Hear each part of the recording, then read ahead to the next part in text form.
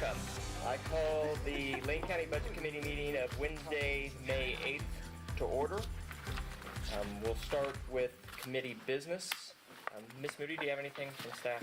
I don't have anything unless there's any questions about anything. I think we have all the presentations up online from yesterday. So if you're looking for those electronically, we'll have a few questions answered at the end. Typically we hand those out. So unless there's anything anyone needs.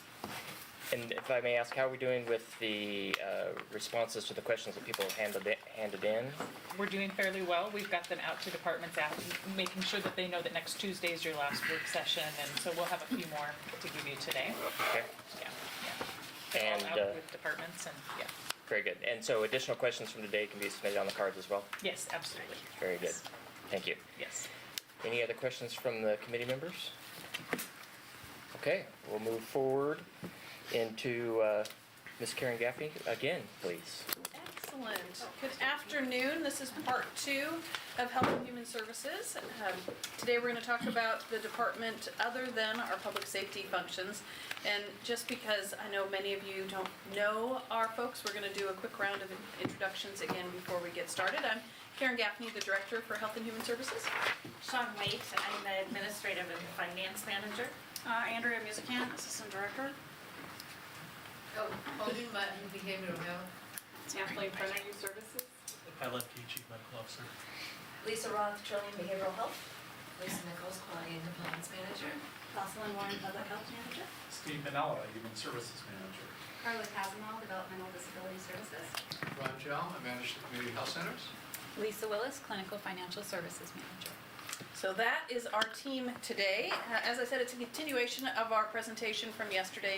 You'll hear from the other 8 managers. I'm going to go pretty quickly through some of the early slides that cover the same territory that we talked about yesterday.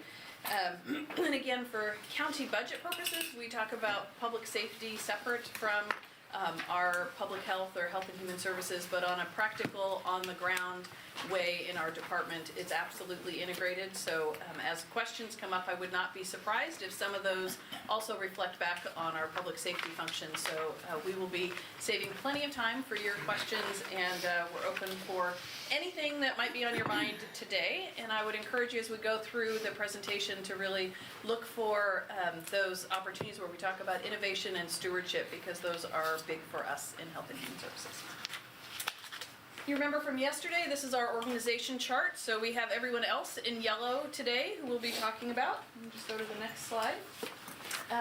Again, all of our funds are in special revenue funds. Our total budget is $128.3 million. We have listed on the slide today the funds that are involved in the divisions that we'll talk about. Our Human Services Fund has our Human Services Division in it that Steve Manila will talk to you about. Trillium Behavioral Health has Lisa Roth's work in it, and the community health centers, and then everyone else is in our General Health and Human Services Fund. We look at revenue for the department. Again, we talked yesterday about how state and federal dollars are really key to our budget. Just about 9% of our operating budget is county general fund. And you'll hear from divisions today. Human Services Division has general fund in our veteran services and our housing and homelessness services. Public Health has general fund in communicable disease, WIC, and our maternal child health programs. And then we have a little bit in our administrative division, which is about strategic resource development. So that's where today's general fund is. Next slide. Again, most of our budget is in people, so our personnel bar is the biggest of our bars. We did, again this year, focus on accurately budgeting to the best of our abilities a variance in personnel, so particularly in some of our large divisions where we just know there's some natural turnover and we'll have some vacancies. We did account for that in the vacancy variance, so you'll see that. We do have a little bar in here that's for capital, and developmental disabilities has significant space needs, and I know Carla will talk to you about that, and we're happy to answer other questions at the end as well. We don't have significant changes in FTE. There's one additional FTE in Trillium Behavioral Health that's funded by the dollars that we receive from Trillium, but otherwise our FTE are flat. Partnerships, again, the work that we do relies heavily on our work with the nonprofit community and our partners in service delivery, so that's a significant network of partners for us. Trillium, we've talked about in prior years, and I know Lisa will talk some about that as well, our coordinated care organization. That is the largest single funding source for health and human services and the work that we do. They're the pass-through for Medicaid funding, but they also have funded a lot of innovative strategies in our department, from prevention work to new clinics over the years, so they are a key partner for us in the community. United Way of Lane County, we work closely with United Way, Trillium, and Peace Health on a community health improvement plan, trying to avoid the acronyms. Some people know it as the CHIP, that really helps organize the larger community around what the health improvement priorities are. So those organizations are key partners for us. Poverty and Homelessness Board is an interjurisdictional advisory and governance body for our community, and specifically for the work that we do in the Human Services Division around, as you might guess, poverty and homelessness. So that's a key group of partners for us. And then, of course, our state, federal, and city partners. So with that, we're now going to move through the divisions. So we got a little bit of baseball going on here, that we've got some people who are on deck, and we'll be moving folks through empty chairs to get through our division. So we'll start with Sean and admin. Good afternoon. Sean Waite. I'm the Administrative and Finance Manager for H&HS. 5.5 weeks on the job, so you might want to write down your questions. Okay, so I'll start out. The Administration Division provides leadership and support services to assure that the operations of the department-wide are legal and also in compliance with federal, state, and county policy and procedures. The services that are provided, executive management, which is Karen and Andrea, so our director and assistant director, and they provide the vision and strategic direction for the department.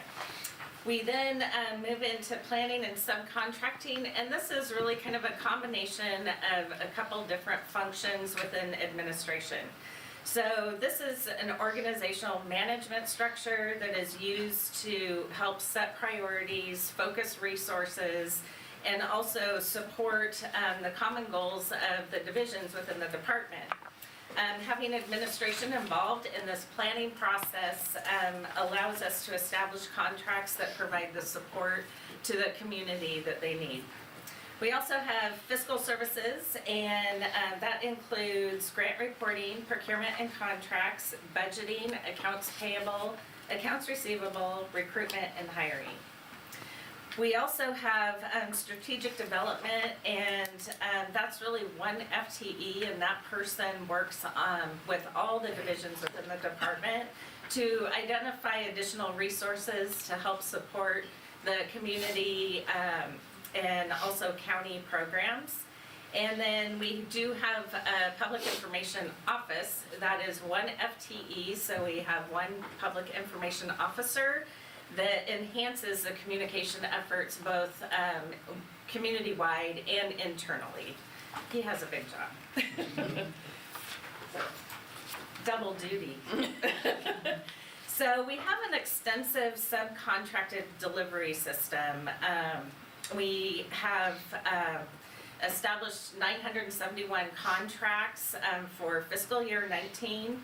That is a 6% increase from fiscal year 18. So contracting is definitely increasing. This includes 692 financial related contracts and 279 non-financial contracts. So that would be MOUs or other agreements that don't have any compensation or financial piece to it. So as Karen said, you know, our personal services costs or salary costs is a significant piece of H&HS budget, but also the contracting piece is significant. So our contracts total for fiscal year 19, $36 million. That's 28% of the H&HS budget, so it's pretty significant. And we are, like I said, realizing a steady growth of contracting needs. We are averaging about a 5% increase over each fiscal year. So as we're increasing, we have not increased FTE in our procurements and contracts team.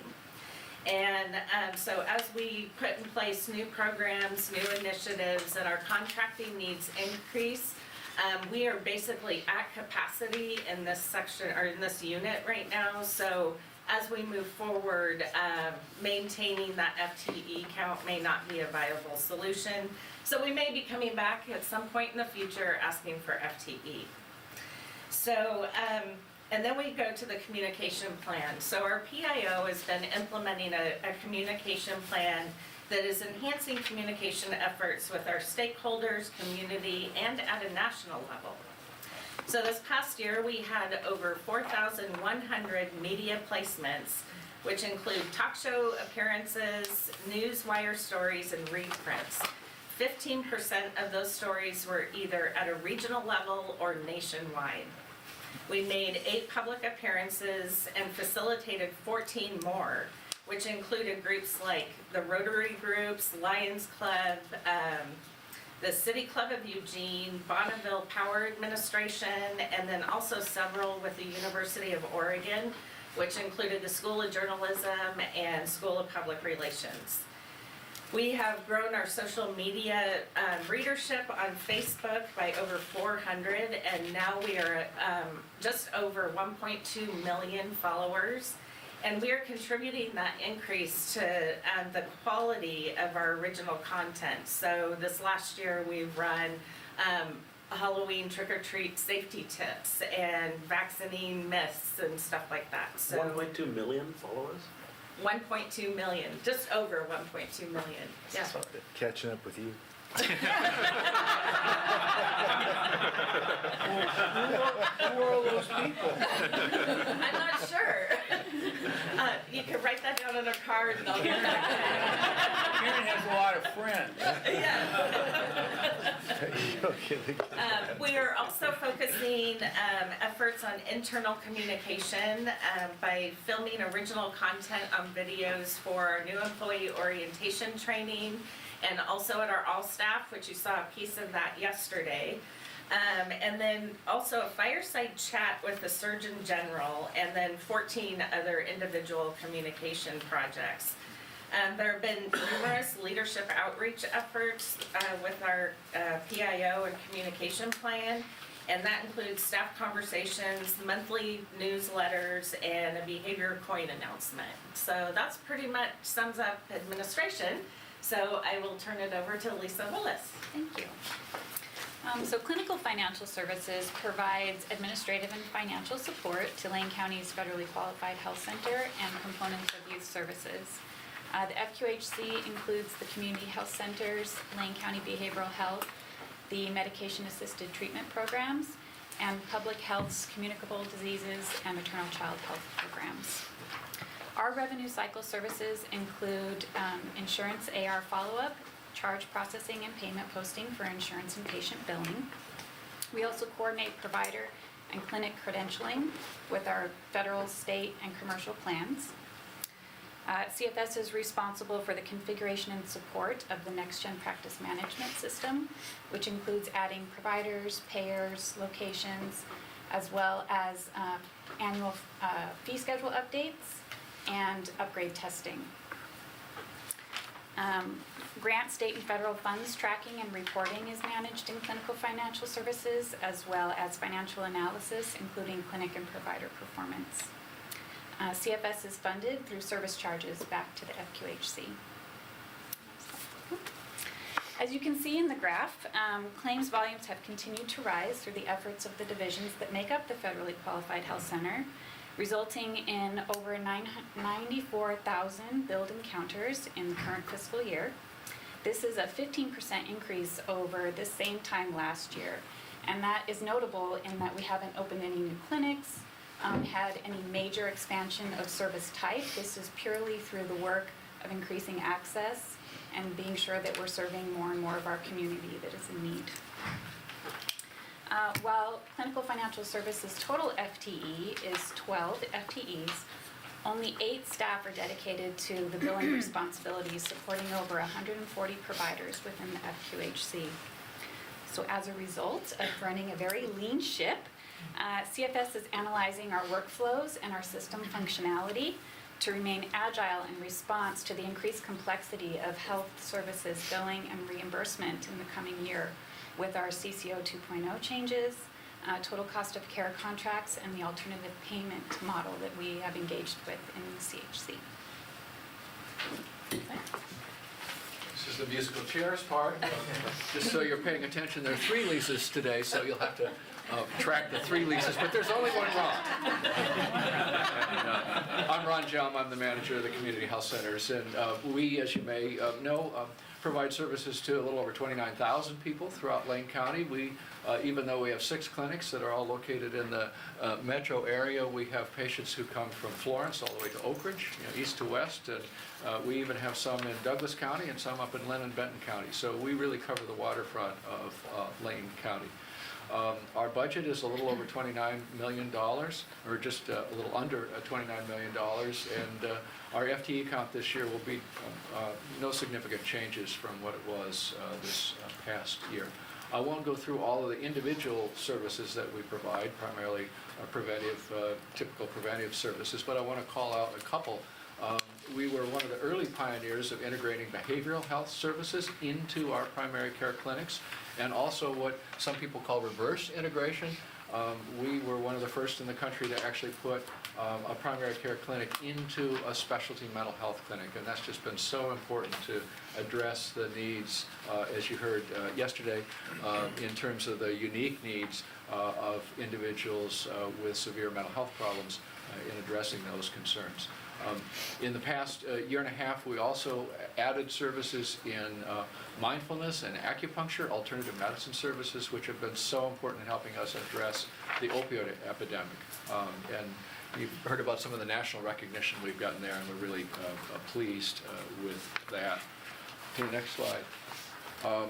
This coming year, more transition to new payment models.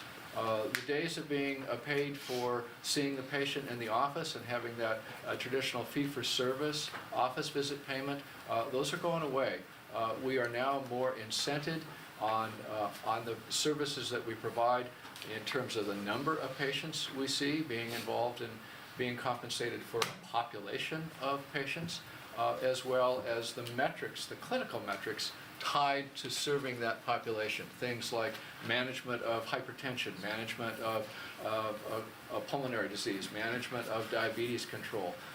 So really moving away from that focus on the individual office visit to the overall care of the individual, both on their clinical metrics, but things like social determinants of health. So much of the tie-in to other parts of the department. What's their food security? What's their housing? Can we get veteran services? What's their mental health services? Are they in DD? All of those components become very important in our ability now to provide overall care to the individual, but also we're compensated. We're incented and compensated for providing that care. Which goes to the next bullet point, which is really very important, the use of clinical and operational dashboards. Lisa's shop, which she'll talk about in a minute, has been just exceptionally great in providing us the real-time access to that clinical and operational data, which gives the care teams the ability, as I said, population management. Who on my panel has diabetes who I haven't seen?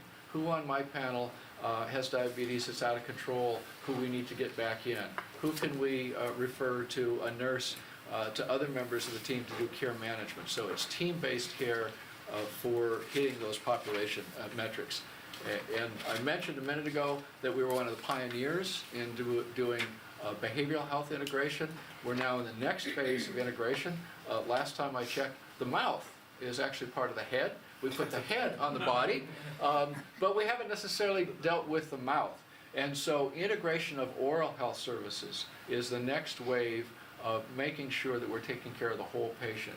And we're doing an integration this summer, a pilot program to integrate oral health services, where we'll be focusing on particularly patients with diabetes as well as children. And diabetes, oral health, there's a tremendous tie-in between patients with diabetes and the ability to manage their diabetes and keep that in control, as well as oral health. So they go back and forth together, and if you do a good job with one, it has an impact in the other. So we're really excited about that. So that's kind of a nickel's worth of what we're doing in the community health center. Lisa Nicholsworth. More than a nickel's worth. Lisa Nichol's worth, yes. I told her many Lisas, you gotta keep track of them. And I'll turn it over to Carla. Thank you. Okay. I'm Carla Tazamal, here to talk about developmental disability services, and I appreciate the opportunity to talk about these really important services that we have.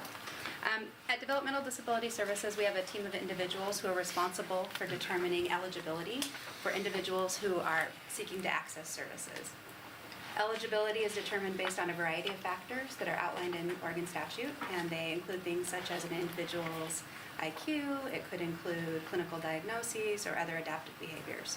Ultimately, though, the goal is to work with the individuals who are determined eligible for services to assist them to seek fulfilling lives, to feel supported, to be independent, and overall to have fulfilling lives with a lot of personal growth.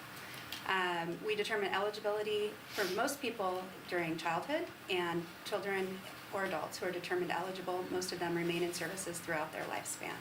So once a person enters services, they remain in services for a very long time. The majority of our staff provide case management services. We have over 2,400 individuals in services who are receiving case management. And case management includes a variety of things. It includes needs assessments on at least an annual basis to determine an individual's needs and what they qualify for. It includes connections to community supports and supports to assist people to be able to access employment and be successful in employment. It includes access to direct care providers who provide the one-on-one attendant care needs. And it includes access to services for people who need a higher level of care, such as a foster home or group home that can provide additional supports when they cannot live in their home. So we also assist people to access that level of services as well. We also have a team of individuals who conduct licensing and certification of foster homes, and they train and provide technical assistance to foster providers, both adult and child foster providers. We also have a group of individuals who conduct abuse investigations. Individuals, or specifically adults who are in services, when there's a report of abuse, the investigators are the ones to respond and complete the abuse investigations.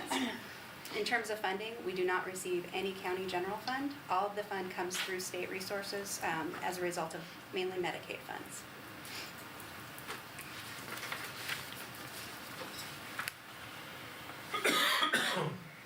So overall, we're providing a much-needed service to a very vulnerable population in this community, and there's been a lot of growth. In the past 5 years, we've added over 1,000 people to services. So considering right now we have 2,400 people in services, over 1,000 people were added within the last 5 years. And that was due to some changes just over 5 years ago in services that were available and some changes in what was allowed to be accessed. And so as a result, and it's continuing, we've had about 1,000 people added, but we have about 12% growth each year. And all of our projections indicate that that's going to continue. It is above the statewide average. We do have a lot of services that we offer, but also in the community that is a draw for people here. And as a result, as has been mentioned, we are really looking to access additional space. We are at capacity. We have added a staff in order to keep pace with the growing demand. But in addition, as we talk about all of these additional individuals, individuals often visit our office because not only to see the service coordinators, but for a variety of different meetings that we offer and that we're required to conduct as a part of the services we offer. And we are out of meeting space.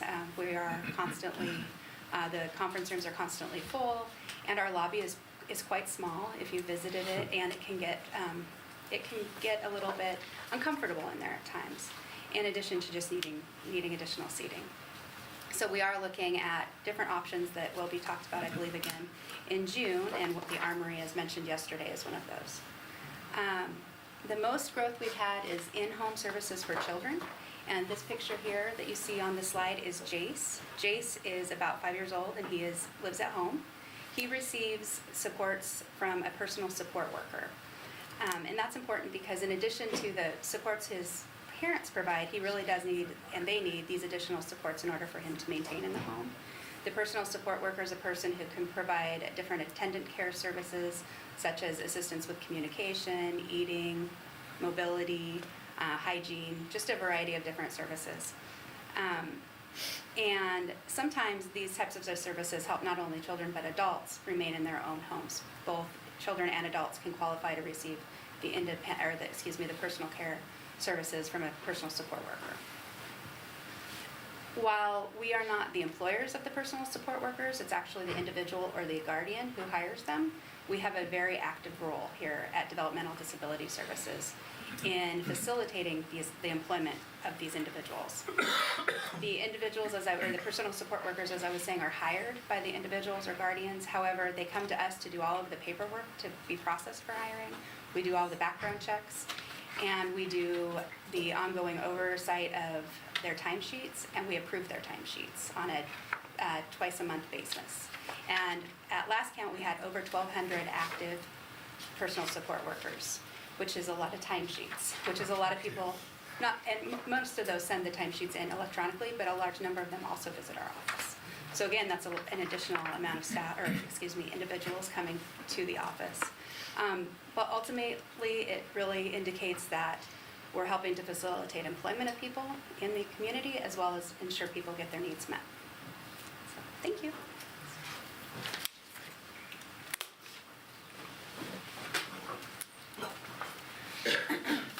Hi, I'm Steve Manella. I'm the Human Services Manager. Going to talk to you about the Human Services Division.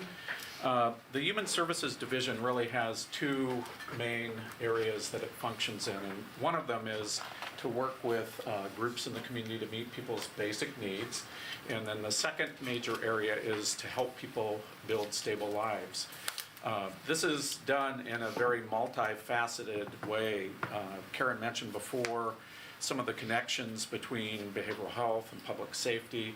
We have all of the connections in human services because the populations that we serve tend to be populations that others would describe as people who maybe have been left behind, people who are struggling and to get by.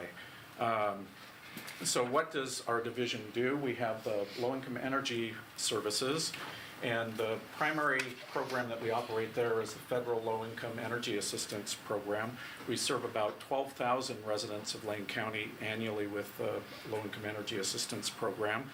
And we also partner with local utilities like EWEB, Emerald PUD, and others to provide low-income energy assistance. We also have a partnership, a longstanding partnership with Homes for Good. We receive funding for the federal home weatherization program. And the home weatherization program, you would think that what it does is only weatherize people's homes. But in a lot of cases, you're talking about maybe a senior who lives in their house who not only needs insulation, but has a hole in their ceiling. And in order to continue to live in that house, needs a minor home repair as well as some weatherization. And so the low-income weatherization program makes a difference not only with single-family housing, but multifamily housing. And with the partnership with Homes for Good, many of the houses that are provided for people with low income in the community, a lot of housing preservation and preservation of multifamily units happens with that program. A big area that our division works in is the human services and housing arena. That is the part of my division that works on homelessness and supportive housing. And this isn't an easy area to work in. This has become more difficult over time with, again, the complexity of the folks that we're trying to serve. The number of people who are long-term homeless in our community, the number of people who have mental illness, who have substance use disorder, those numbers continue to rise, and the availability of affordable housing continues to be a struggle for many. In addition, we have anti-poverty human services that are a part of this area. everything from supporting groups like Food for Lane County to the Senior Meals on Wheels program, to name a few, and then early intervention programs like the Relief Nursery and Pearl Buck Center. Also, we support various domestic violence programs. One of the areas that I'm very proud of is our Veterans Services Office.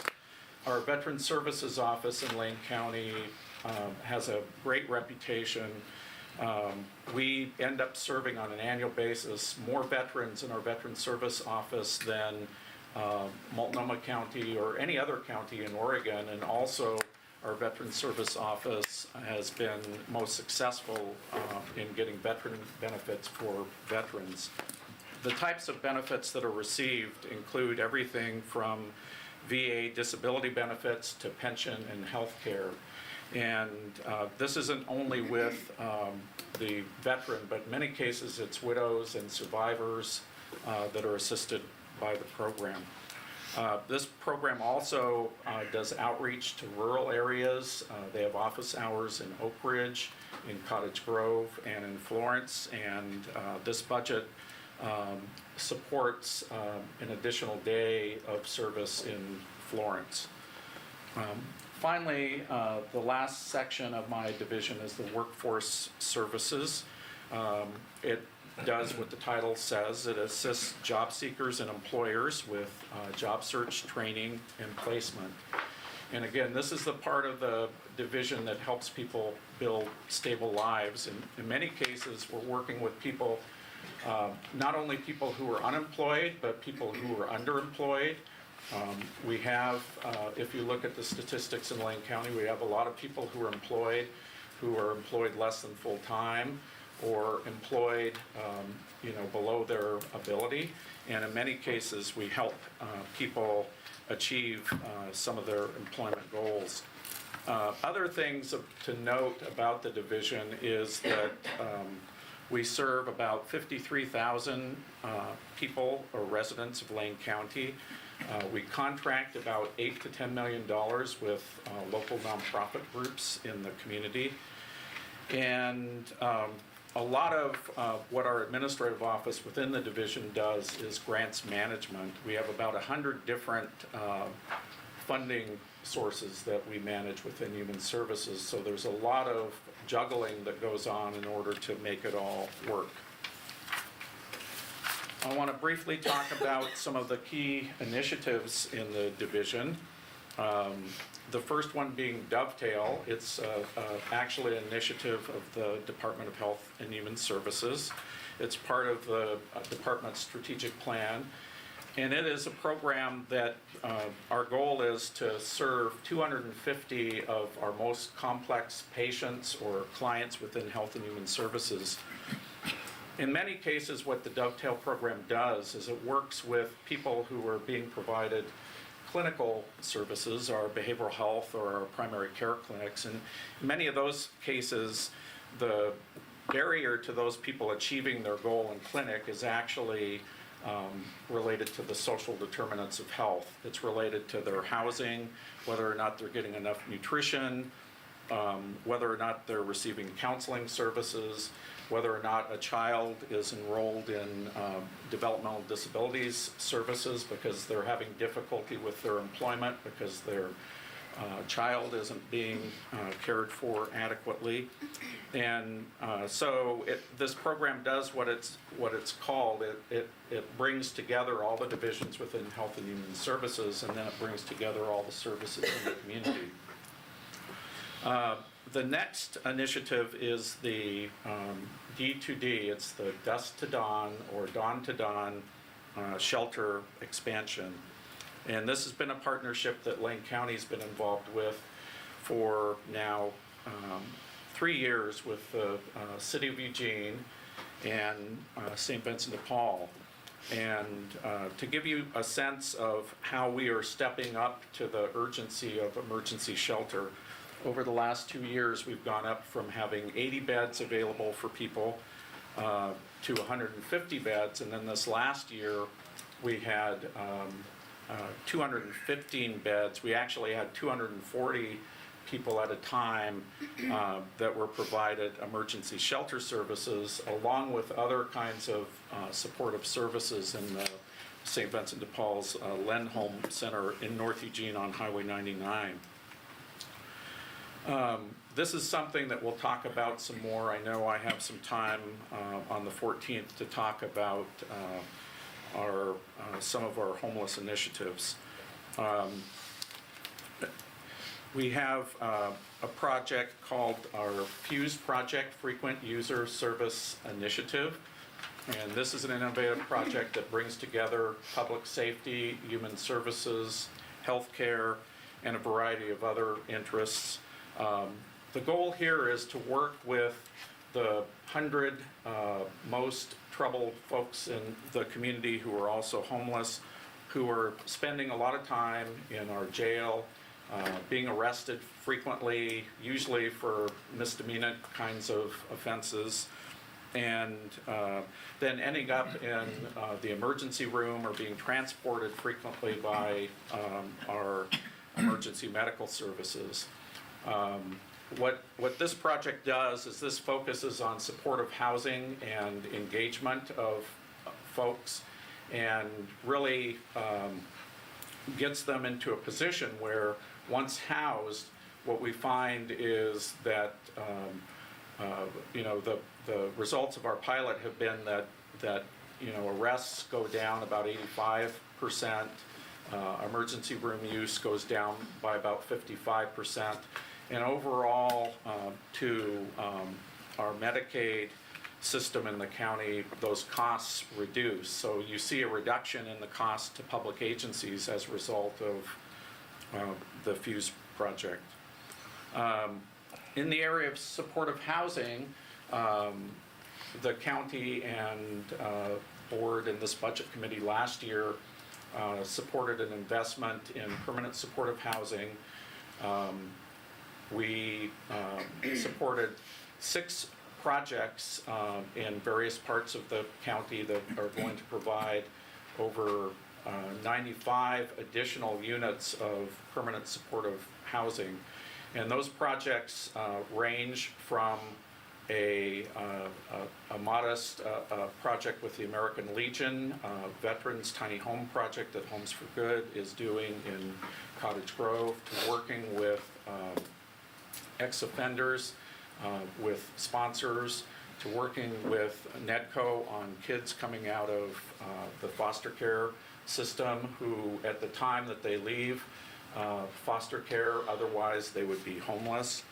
So we're doing a lot of tremendous work in that area, as well as we have the MLK Commons project, which is a 51-unit development that is going to be coming online in a year from now, that we've invested in at our behavioral health campus. Finally, I'll just say a few words today about the TAC recommendation.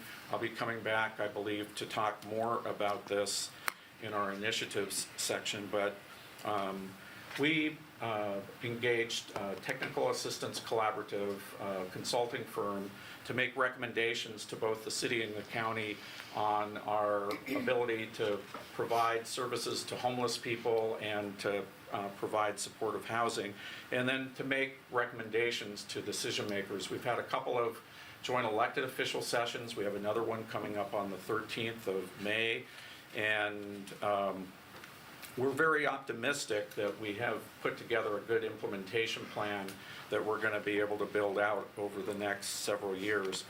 But essentially, there are 3 areas that the TAC report covers. It recommends the creation of 350 units of permanent supportive housing, a 75-bed shelter and navigation center, and then strengthening sort of the core of our system, which is our ability to divert people from homelessness, to prevent them from being homeless, to engage them in outreach, and then providing socio-medical services. We have a lot of people who are either living out or are in affordable housing or in permanent supportive housing. And we need to engage our mental health professionals, our medical professionals, and other kinds of people to support those folks. We know when we do that, people stay housed and they don't become homeless again. So with that, I'll turn it over to the next division.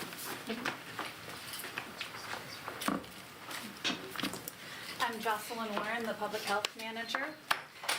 New public health issues emerge regularly, from an increase in natural disasters such as wildfire to deliberate marketing of marijuana and tobacco to youth.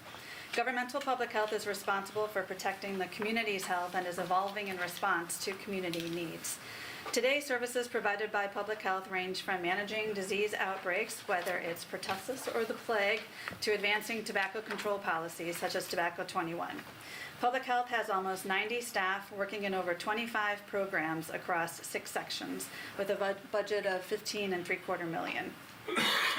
Lane County has made a particular investment in the health of pregnant women, new mothers, and young children with general fund support for WIC and nurse home visiting programs, as Karen mentioned. This investment provides parents support they wouldn't otherwise have so they can be successful and their children can thrive.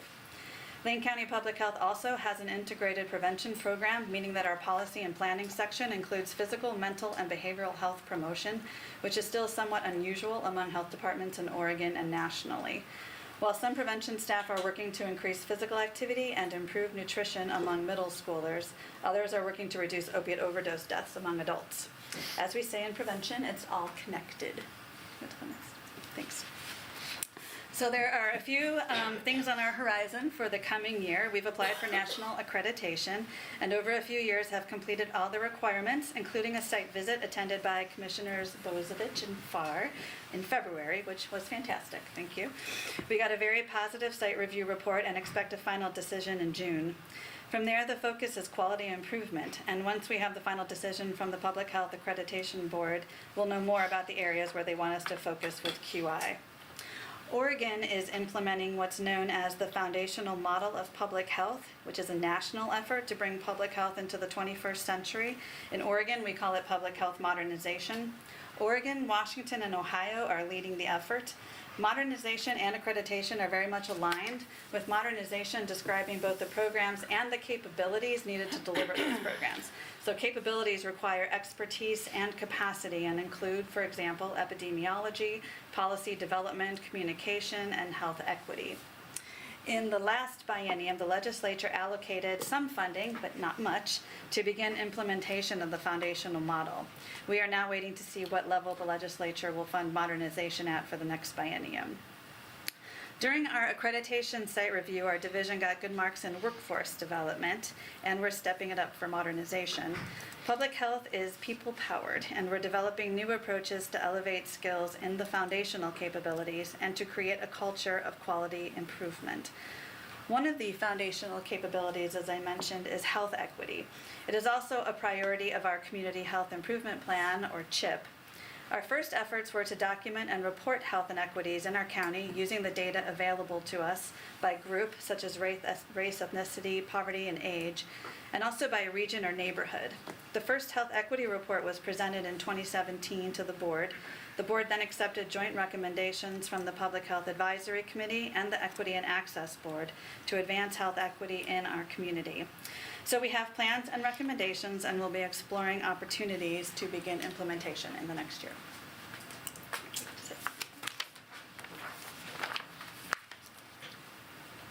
Our newest division, quality and compliance.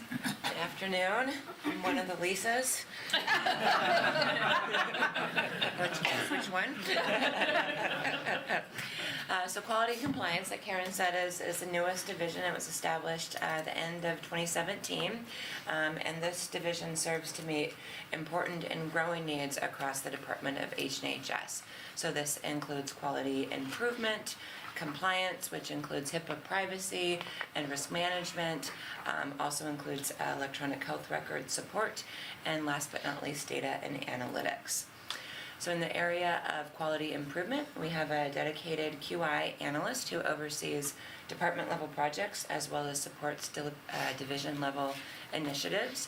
And over the past year, we've made really great strides in this area. We've expanded the work across the department and established an H&HS QI steering committee. We've created a department QI plan. We've implemented a QI training that's required of all H&HS staff, so everyone has a baseline understanding of what QI is and how important it is to our department. And we've also supported numerous division-level projects. And Jocelyn just mentioned a culture of quality improvement. So that's one of the projects that we are currently working on. We have an assessment tool that's out right now. And so we are surveying our staff on where they're at with their knowledge and want for QI. And we'll be using that information to have the data in order to know how to move forward with having a culture of continuous quality improvement across our whole department. The next area for compliance, so it's our job, our compliance team, to do department level work to ensure that we're adhering to our regulatory requirements. So examples of this include making sure that we are following HIPAA privacy requirements, that we have a formal compliance committee, and that we're meeting the 7 required elements of a compliance program. So this division also works to support all the other divisions with their various regulatory needs. So you've got to hear from most of us at this point and can imagine there are lots of rules and regulations that we have to adhere to. So we support each of the divisions in that work.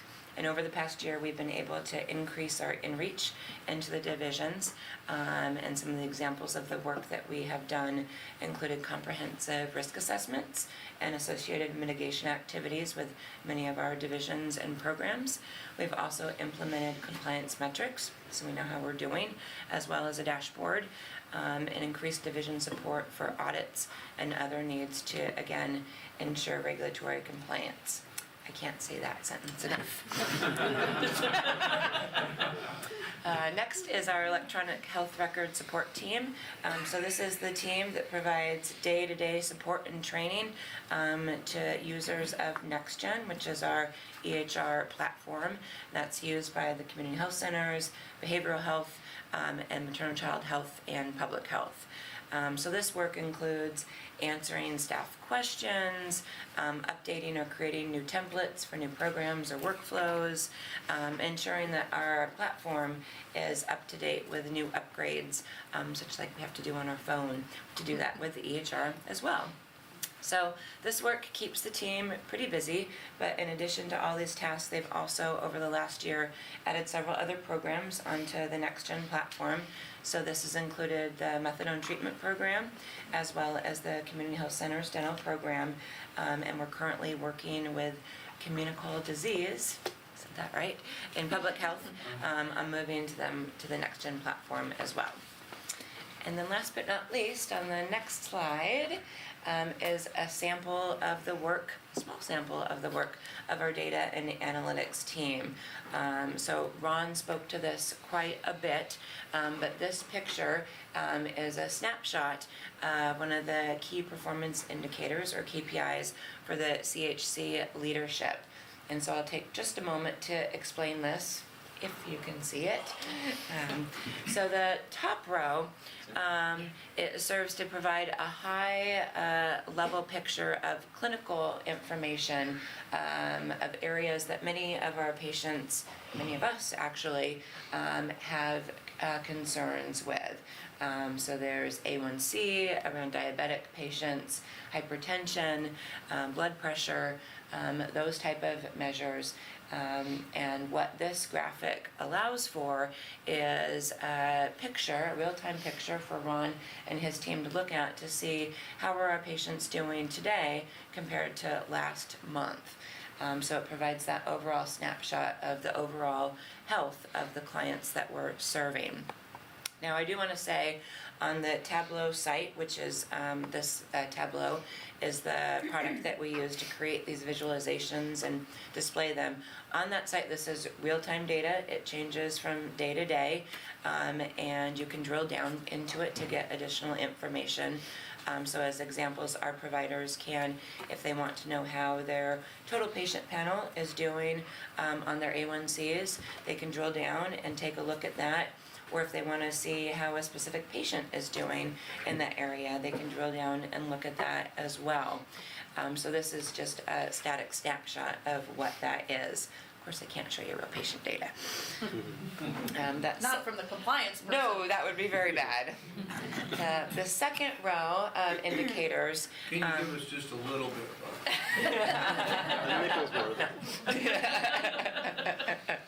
The second row of indicators are 4 different areas that serve to measure overall patient engagement. Again, these are high-level numbers that allow CHC leadership to, at a glance, determine how engaged our patients are in our services. Obviously, if they're not engaged, they're not coming to their appointments, it's really hard for us to positively impact their health.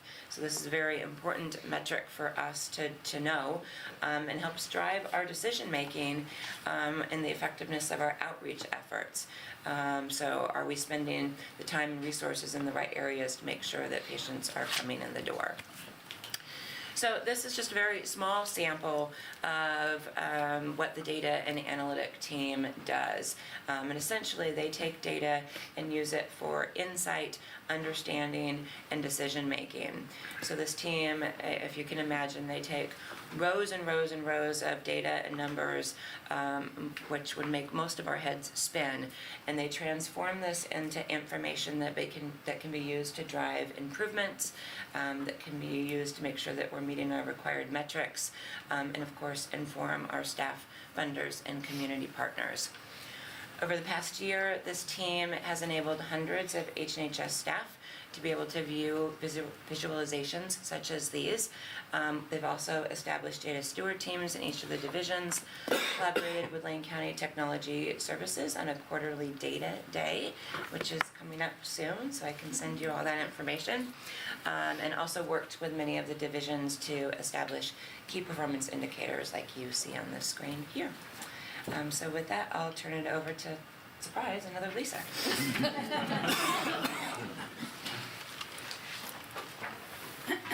Yes, I am your last Lisa. in this meeting. Trillium Behavioral Health, as you know, is delegated to Trillium Community Health Plan, which is our current CCO, to manage the behavioral health benefit for those in our community on Medicaid. Our work through the health plan is around utilization management for specialty and higher levels of care for our members, care management in which our 2018 data shows that we interacted with 6,500 members and almost 48,000 unique interactions with them around their care and their needs. We also provide training and educational opportunities to our providers and community members, promoting equity and quality care, as well as leading initiatives around integrated care such as our Intensive Community Care Management, or ICCM program. This is a fully integrated pilot program within the Center for Family Development and in partnership with Springfield Family Physicians. This program focuses on members who have 5 chronic medical conditions and at least 1 behavioral health diagnosis, and allows the team to provide wraparound care to individuals who might not otherwise be noticed until their condition becomes life-threatening. We also facilitate and house the governance structure for the System of Care Wraparound Initiative for Youth and Families. Our committees are made up from community providers, professionals, and volunteers who are dedicated to enhancing our youth system of care. We also house 2 county programs, the Older Adult Behavioral Health Initiative that advocates and educates professional and community members in Lane and Coos County around the issues pertaining to older adults and serves as a convening body to enhance the work needed to create a robust system able to sustain and support an increasing population of the 65 and older group. We also have the Choice program. Some of you might know that as Aim High. This focuses on our serious and persistently mentally ill population with a particular focus on those leaving the state hospital. We provide care coordination and care management to make sure people have housing and appropriate care in order for them to sustain and stabilize within our community. Our TBH budget from Trillium is based on a current Medicaid population on a per member per month rate, and we also receive state monies for the older adult and Choice program. So our division is dedicated to the health and well-being of the Medicaid population and of the behavioral health provider community, regardless of who the CCO or CCOs will be in Lane County. The state procurement for CCOs is obviously a very anxious, intense time for everyone connected with the Medicaid population. OHA CCO contracts are to be awarded on July 9th, with finalization of contract negotiations and signed contracts to be completed by September 30th. This is a very short timeline for a possible system change come January 1st, 2020. However, I will state that myself and my team remain steadfast and committed to doing whatever we can to be a stabilizing force in the midst of so much possible change, and to continue to be a bridge for county values, initiatives, and insights for our system and community partners. We have every intention of continuing our work with providers and integrating physical, dental, and behavioral health initiatives, fostering quality care in our behavioral health community, and working on systemic care gaps, as well as providing opportunities as well as providing, I was so close, it's like the last sentence. I told you to sing it. Man, I should have sung it. As well as providing opportunities for provider education and enhancement. Thank you. So I'm not Lisa, I'm Andrea. And you have heard so much in the last hour about all the amazing work that Health and Human Services is doing to improve lives in Lane County. So a lot of these outcomes and highlights have already been talked about. I just want to, some of this you can't see, so I am going to talk about a little bit about it. I just want to point out that the people are at the heart of what we do, so of course we want to make sure that we have people in the pictures on this slide. We have helped clients recover over $5.2 million in VA benefits. The graph above that you can't see basically is the trajectory of developmental disability services. Individuals coming into services, the shaded area is basically that 12% in the next 5 years. The graph at the top in the middle really is that data that we didn't have last year to show the no-show rate at the community health centers, and now we can actually see that and do something with the information. Next slide. So future challenges and opportunities. You have heard so much today about all of these topics. Housing and homelessness is at the forefront of the services that we were trying to provide in the community. The CCO selection process, we are waiting to hear what the outcome is of the procurement process through the Oregon Health Authority, which could potentially impact our funding. Developmental disability services need space. We've talked about that. And then obviously providing services in rural Lane County is really, we need to do that. And it's a priority and obviously an opportunity for us to do that. And then increase statewide and local focus on social determinants of health. I mean, we have been working in the field of social determinants of health for a very long time, and we are excited that this has now become a priority of the state, and we are really wanting to make sure that we are meeting the needs of the residents of Lane County. And our last slide, well, almost the last slide, is around the Lane County Strategic Plan. And as you can see, Health and Human Services absolutely, or the programs in Health and Human Services are absolutely a part of and in alignment with Lane County Strategic Plan. Obviously, you know, you've heard so much today. We'll have a quiz at the end. But That's where we pass out the cards. just kidding. So a couple of things under safe and healthy county, obviously, you know, the supportive housing, the access to primary care and behavioral health, identifying programs to address food security under vibrant communities, you know, all the work we're doing with workforce development, developmental disabilities is focused on employment first initiatives. We have a safe drinking water program, and all of the equity work that all of our advisory councils are doing, internal and external, with our external partners. And then obviously robust infrastructure. We are now sitting on, the public health is sitting on the traffic safety team to reduce fatalities in Lane County. Developmental disabilities need space. And then under our people and partnerships, so Clearly, you've seen we have a data-driven focus. We want to make sure that we are using data to best meet the needs of the folks that we serve. And we are absolutely committed to focusing on employee engagement, providing development opportunities and trauma-informed care practices within our division, or within our department, and then, of course, all of the enhanced partnerships that we have with the community, the state, and local nonprofits.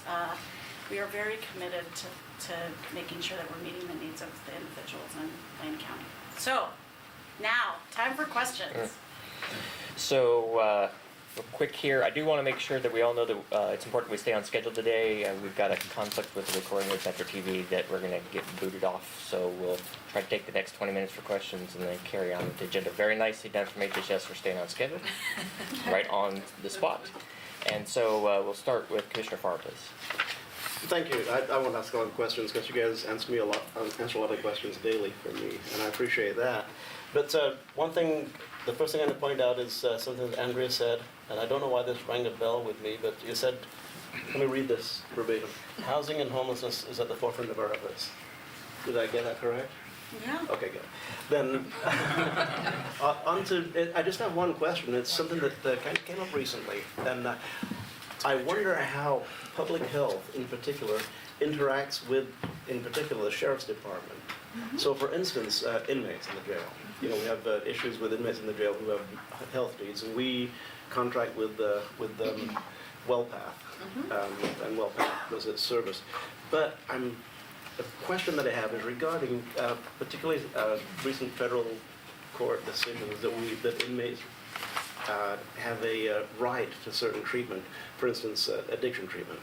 Right. And I had a little bit of a report on this from the sheriff, but I kind of wanted to hear from y'all what happens. And I'm going to start that, and then Pat, you haven't had a chance to talk. So Pat, why don't you come up? Why don't you come right up here? That's not true. So I'm going to talk about the addiction work, and then I would love Pat to have just a minute to talk about the work we do with the jail overall in terms of public health and jail health services. We run a medication-assisted treatment program, so that's our methadone program and the buprenorphine program, and we have a long history of working with the jail in terms of methadone and making sure that people who are on methadone can continue on methadone. And I think this is the opportunity now, in particular, to look at Suboxone and rounding that program out. I know Alex Kyler is working, I think we may have a meeting on Monday with the health authority to go up and pitch to them basically a pilot project that would help fund those services inside the jail. And so I know that the sheriff is very interested in those programs. 30 seconds on medical in the jail. 30 seconds. Focus on infectious diseases mostly. So we are the authority for tuberculosis for active disease, and of course, sadly, some incarcerated people have TB, so we work with the jail all the time on TB cases. We also work with them on other infectious diseases that are communicable and mandatorily reportable to public health. A good number of those are STDs. Some of those are not. They're GI and respiratory conditions, so we work with them all the time. In fact, one of their current lead nurses trained with us, and she was with us for several months of her nursing, and now she took a full-time job there, and we're happy to have that bridge built. We also work with possible challenges. So we're really concerned about hepatitis A. Karen and I talked this morning at our meeting. We thought San Diego in 2017 had the Armageddon of all outbreaks with 582 cases and 21 people died. Now we have states with 4,000 cases, and they normally have 100 or 200. We're at risk, so we're working with the jail on persons who are at increased risk because they're homeless and they're popping in and out of incarceration. I'm trying to make sure they get vaccinated. So we don't have 4,000 cases in our state or hundreds in our county, which is a real challenge. So actually, I think we work a lot with the jail. That really very closely answers all my question regarding that, regarding the interaction between public safety, between the justice system, and between public health and mental and behavioral health. The other thing I know you're working very closely on, and I had an opportunity right now to mention it, is how do we keep people who really require behavioral health treatment out of the jail? And any thoughts on that? An extended answer on the 14th when we come back and talk about special initiatives. I think a key piece of that work is going to be enhancing our crisis services. That there are some people with mental illness will belong in the jail, but not 65% of the people in our jail. And so really making sure that the people who belong in treatment and not in the jail are in treatment. So I would say we'll talk about that more on that day. If you have specific questions. We seem to talk about it every day. So. I know. Well, that and homelessness. No, it's that absolutely is a focus, and it's not just here in Lane County. It's statewide. It's nationally. That problem has got to be addressed. It's the wrong use of resources, very expensive resources. It's not effective because people don't get treatment, and it's frankly I think immoral for people to for us to turn our jails and prisons into mental hospitals. You're spot on with your attention and the direction that we're going on that. And Mr. Chair, one thing that Dr. Lipke said is that homeless people are in and out of jail. Well, that's a path, osmosis in and out, that we need to address that also. Many homeless people are homeless because of behavioral health issues, and if we begin to wrap all that together, which we're beginning to do, I'm pretty excited about the future. I think we're going in the right direction. Thank you, Mr. Chair. Again, Mr. Sternberg. My question was for Ron. You said you had like a $29 million budget, right? Yes. And serve about 29,000. Come up here with the microphone, I'll pick you up. Oh, I'm sorry. Serve 29,000 people, Yes. and so that's about $1,000 a year. That sounds like a really good bang for the buck. How does that compare to kind of like the services they get for $1,000 a year that we're spending, kind of thing? It sounds like a very worthwhile thing. I'm just curious how it would compare. I couldn't agree with you more. Since he's devoted his life to it. I'm just wondering, like, to quantify, like, how much, like, is there a comparative to the private sector to where this kind of population spends, I don't know, twice that, 3 times that? Well, it'd be a little difficult because of the range and the mix of our services. Within that 29,000, a large percentage are preventive dental. And so we're going out into the schools and we're providing fluoride varnish and sealants. That's a relatively low-cost program with lots of touches. So we might go out, our dental team might hit 100, 150, 200 kids in a day with a couple staff. So in that case, we are very cost-effective and very low cost per touch. On the flip side, with the population that we serve, we've talked about today, lots of social challenges, lots of socioeconomic challenges, and so we undoubtedly are more expensive on some of the primary care because of the wraparound services. We have patient care coordinators, we have navigators, we have a refill management team, we have referral coordinators. We have a lot of people who are working on managing the social determinants of health, and that is unique, and it increases our cost, but enables us to do things, quite frankly, that the private sector isn't equipped to do. I mean, we have one of our staff who tells a very moving story of one of our patients who, she said, I'm so excited to be in the community health center because I know that I made a difference in this patient's life. I know that in my previous life, in a private practice clinic, a very good one in town, and I'm not disparaging them at all, we would not have seen that patient. We would have discharged him a long time ago because he doesn't show for his appointments on a regular basis. He has substance abuse. He had chronic diabetes. He had multiple chronic medical conditions, but he was a no-show. He was disruptive in the lobby. You go down the list. He was a very difficult patient to manage. A private practice is not in a situation to manage that, but we are. It makes us more expensive per patient than the private practice. In terms of, and this is I think where it's really exciting that we're moving our payment model to be incented to things like total cost of care. What's the cost out in the emergency room and in the hospital and so forth? That patient's very expensive in the emergency department. We should do and are doing a fabulous job in bringing some of those costs down and doing a much better job in managing the total cost of care than that private practice could. That's awesome. Kind of a long-winded way, but no, that's awesome. That's one an easy question. Perfect. Mr. Abel. Couple of quick ones, I guess. Administrative, I was curious, it said that no needs for capital projects, yet there's 47,000 budgeted for capital projects. And what page are you on? Just so I can track it down. 196 and 197.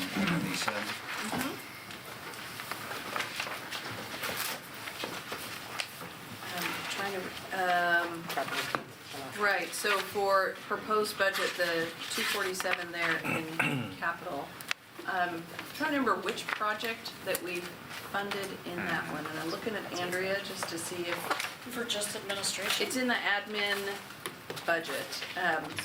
And sometimes when it's a project that's gonna cross more than one program's boundary, we'll tuck it into admin because it goes across. It could also not be a project, it could just be a capital expense in the 5-2 series. Yeah. Projects You know, are different, yeah. Rather than trying to Sure. guess, Yeah. we'll look it up and get Yeah. back to you, I'm sorry about that.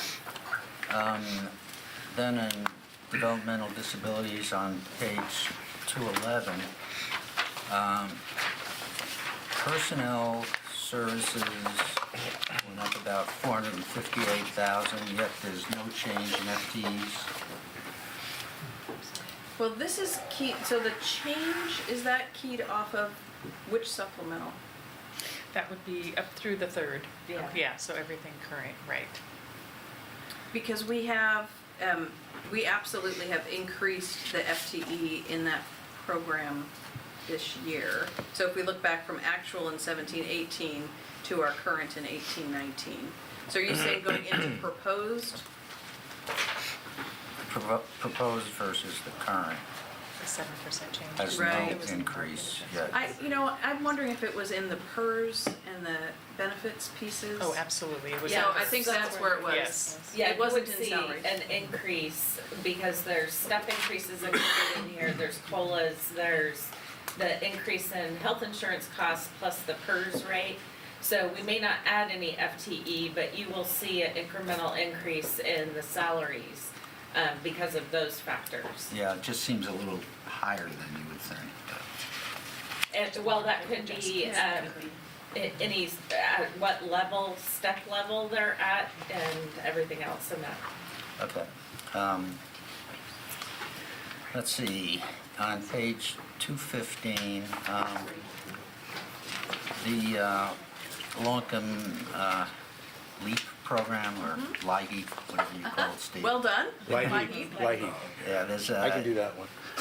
there's a 4% increase, but then back on page 217, it says has been reduced by 3 FTEs and will serve 1,000 fewer participants. Oh, well, the federal LIHEAP program isn't reduced. We had a program that we did for 20 years with Eugene Water and Electric Board.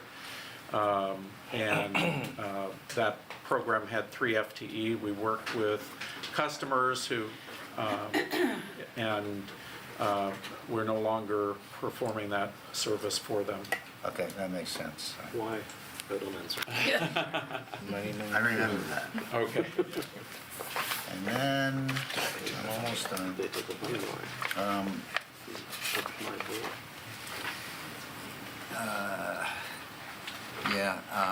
Quality and compliance, on page 224, materials and services went up about 56%. Can you think of why? So materials and services, I would go back and confirm, but to give you an answer right now, I would expect that has to do around our licensing fees for our electronic health record. So those, as we created the new quality and compliance division, the electronic health record team used to be under clinical financial services, and so that was in their budget. And as we established our budget in our new division, we've worked to transfer those things over into us. I will confirm that for you, but I believe that. And the other part of those licenses, every time we add a new staff person at the community health centers or and behavioral health, we have to purchase new licenses for them to use the electronic health record, so that's a cost that increases as we expand those services too. Last one, Trillium. So,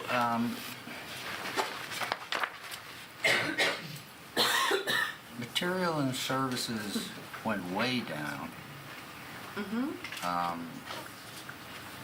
So why is that? Well, I know that we did adjustments in looking at, again, this is rolling up the whole division, but we put additional monies into contingencies and reserves. That was a piece of it. Feel free to chime in. I think that's what it was, is that we reestablished in terms of we had, we changed the way in which we had budgeted. We took our actual costs. We had usually put more money in materials and services because we do so much training and so much provider education. But we took that back and we put it into reserves. And it's also the subcontracts Yep. that Some were- of them have ended. Right, a big piece of moving that money out into the larger system. Larger system. So we do a lot of things where we do a lot of startup costs for initiatives and programs with the idea that within a year or two, those programs are going to be self-sustaining. And so a lot of those programs that we had initially done a lot of startup are now self-sustaining. So they're now billing for Medicaid, or they now have blended funding with other funders. So that's kind of the work that we have done. So that's also part of this. Mr. Chair, I need to make a declaration at this point in time. I need to declare a potential conflict of interest when we talk about Trillium. My wife works for Trillium. I've examined it, there's no actual conflict, but there is a potential conflict of interest there. Good note, thank you. Could you explain the reserve part that you mentioned, how that works? Sure, the reserves, and you can see we've held reserves for quite some time in Trillium Behavioral Health. So we started accumulating those when it was called Lane Care, and we ran an insurance company. And those reserves are restricted reserves that have been generated by Medicaid behavioral health services that we then invest in services in the community. We're holding a significant amount this year, particularly because of the unknown future of CCOs, and making sure that we have prudent reserves if we need to manage a significant change from our largest funder, the only funder of this division, which is CCOs. So that's a piece of the reserves, and then it's another piece that we'll tap as we look at addressing needs across the system. We talked yesterday about the child mental health crisis system, for instance, needing to be addressed. So that's an area where we've been able to tap reserves for those kinds of key projects. Yeah, I guess what I don't understand, those reserves went down by 60%. Reserves didn't go down. Let me point you to two other pages, maybe that might be helpful. Maybe it's changes. Contingency is going to be found on page 89 in a different section, and then the reserves are going to be found on page 93. So the fund that they're referring to is called Trillium Behavior Health. It's about in the middle of both those charts, so you'll see both of them going up Okay, so you're year okay, over year. you're okay with it? Yes, yes. Thank you. I forgot that the reserves are listed on In a a different different page. place. Yes, yes. We have worked on this, yes. Yeah. Very good. Very good. Commissioner Bosich. All right, I'll try and be quick, Carla. Carla. So, telegraphs. you know, I'm concerned about, the state revenues, we're showing, flat, the direction to the budget folks was a 5% cut at the state level, so, and you're talking about a 12% increase in clientele, so that just isn't, the math isn't working for me. The other piece I'm really concerned about is the impact of the elimination of sheltered workplaces. And I'm really concerned that we won't have Pearl Buck in this community in the relatively near future. What's that look like for you all? So first of all, on the budget piece, I think that I agree with you. There are concerns around the state budget and what that looks like. In terms of people coming into services, excuse me, there isn't an ability to limit the individuals coming into services, so we will be serving people if they come. There was some looking, because of the way the eligibility requirements are laid out. I think what that looks like for us is we could end up not receiving the amount of staff that we need to keep pace with those increased number of individuals, and caseloads get really, really high, so the quality of services that we're able to provide goes down. So ultimately, I don't see any changes in terms of the numbers of people that we're serving going down. I just see potential stressors on the staff that we do have, and not being able to hire sufficient number of staff to keep up and keep pace with where we would need to be. In terms of Pearl Buck, I completely understand the concerns with the sheltered workshops. And I know Pearl Buck is doing a lot to find integrated employment for people in the community, and there's not a lot of influence or changes we can do around that given the legal requirement that was made in order for them to do that. I do know that Pearl Buck does provide other services though to families and to individuals, and I'm hopeful that they are looking at what else they can do to provide services, and I think that they're still going to be a strong player. They have a lot of background and a lot of expertise, and so while I understand the concerns around the sheltered workshop, it would certainly be my hope that they would continue to be able to be a strong partner. The issue there is I think their shelter workshop paid for a lot of the other services you were Right. talking about. So Sure. their financial model is may not be sustainable. Mhm. Or they're working on it, I know that. But I'm just concerned that that's going to, place additional workload on staff because there's not those services available out there by a nonprofit. Right, and it is. At the same time, your caseloads are going to be going up, and it seems like I'm watching a slow motion train wreck happening, and this kind of reminds me of what's happening with children and on the children's side with caseloads and how children are getting shipped out of state and whatever else. Yeah, I just worry that we're working the same direction with developmental disabilities, that we're going to shortchange that program, overload our caseworkers. They're going to start burning out, quitting, so that even throws the caseload even heavier on whoever's remaining. Then people start falling through the cracks, and it can become one of those homeless issues. I agree with you. I have the same concerns, Yeah. and I think that I'm hopeful that we will see something positive come out at the end of the legislative session. Yeah. Well, and I do know, because this is one of the priorities that Alex Kyler has been working for us since the legislature opened, and there's a couple different hydraulics, and I know the overall budget, I'm not as hopeful as I was about the overall number increasing, but the other hydraulic in that is that they do look at workload and adjust some, so it's possible, even if the pie doesn't increase as much as we believe it should at the state level, that we may get a slightly larger slice of that pie based on the numbers of people we have. So we won't know all of that until they finish the legislative session. So that may be one of the things that we have to come back and adjust. Thank you. Commissioner Sorensen. Thank you. I know that a few years ago, the Board of Commissioners established the Lane County Poverty and Homelessness Board, and in your presentations, we heard, among other things, that housing and homeless is at the forefront of our work. But I am concerned that the drop in real wages, the poverty, the war on poverty, which is still going on, that we are not doing enough to address poverty as distinct from all the other things that are sometimes related to poverty, like not getting access to health care or dental care or the like. I'm wondering what you can tell us at sort of the high level here. What can you tell us about the poverty and the wage gap and just the overall problem of poverty separate from the subdivision of homelessness or lack of food or lack of medical care or whatever, just sort of the poverty picture in Lane County? And also, why do you don't mention poverty more often? I talk about it daily, Pete. Yeah. Yeah, Steve. Well, Well, Steve does, I because he's mention in poverty all charge the of time. poverty and homelessness. I was really directing that to the top brass here.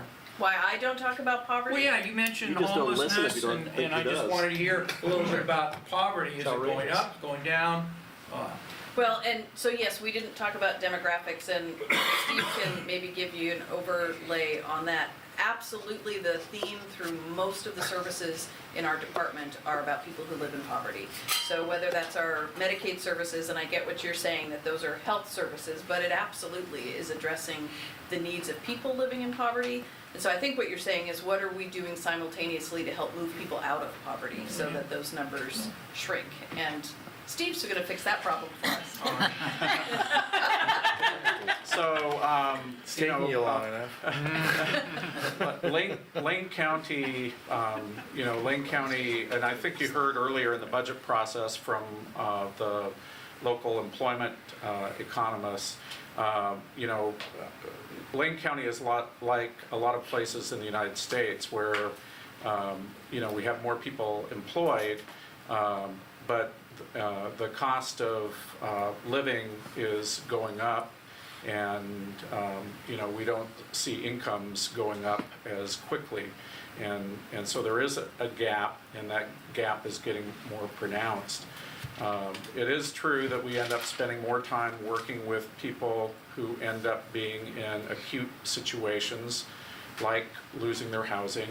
And then also, you know, we emphasize working with families and early intervention, working with kids and families.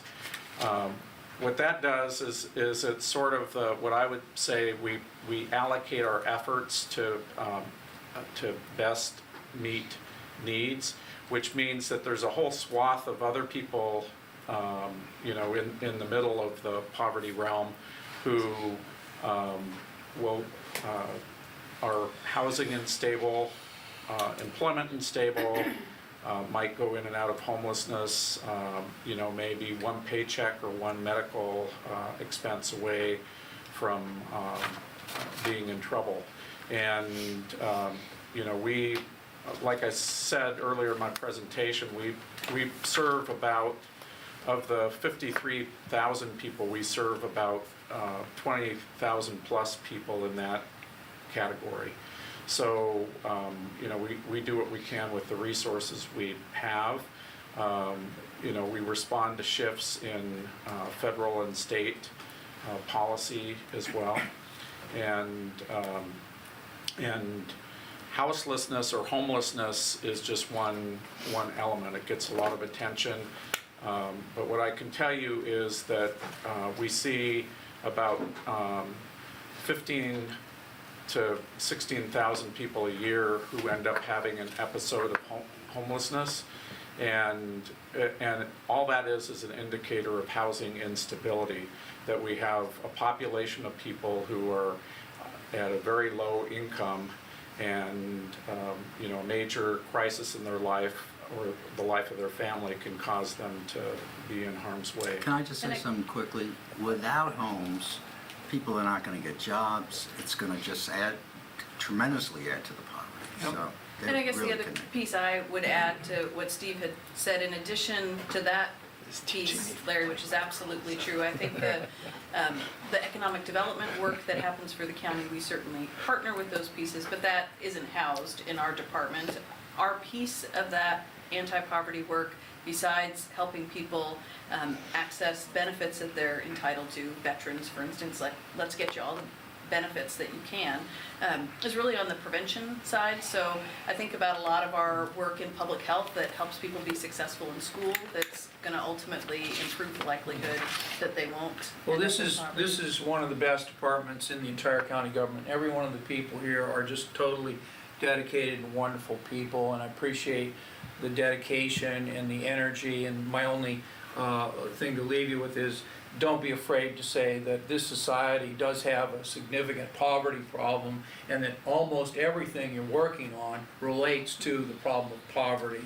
And don't be shy about saying that's the goal. And when the board set up the Poverty and Homelessness Committee, it was with an emphasis on both poverty and homelessness.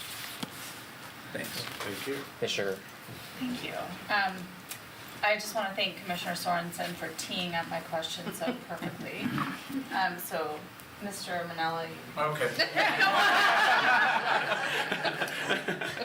I learned yesterday that the Office of Management and Budget at the White House is considering redefining the Consumer Price Index in order to potentially lower the federal poverty level.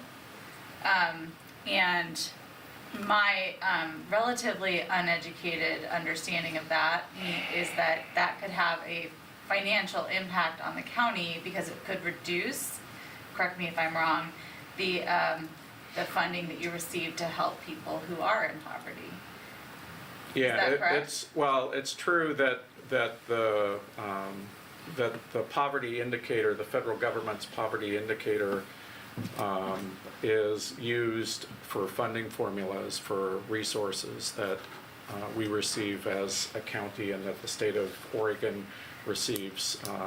And so that would have an effect if that were changed on people's benefits. There's been a lot of research and work that is different than what this proposal is, because the poverty indicator was developed in 1953, and it was based upon the cost of a food basket for a family. And we've continued to use it as an outdated method to determine whether or not someone has enough money to live. And yeah, so I don't know about this proposal, and anything that would lower the number of people who are considered to be in poverty would lower the amount of money that ends up coming out of the federal government to assist with the problem. Thank you. So what are you going to do about it? Commissioner Burney. My turn. Yes, please. This is difficult for me because I'm used to taking 2 days to analyze a budget less than 1/100th of yours. So this seems a bit removed. And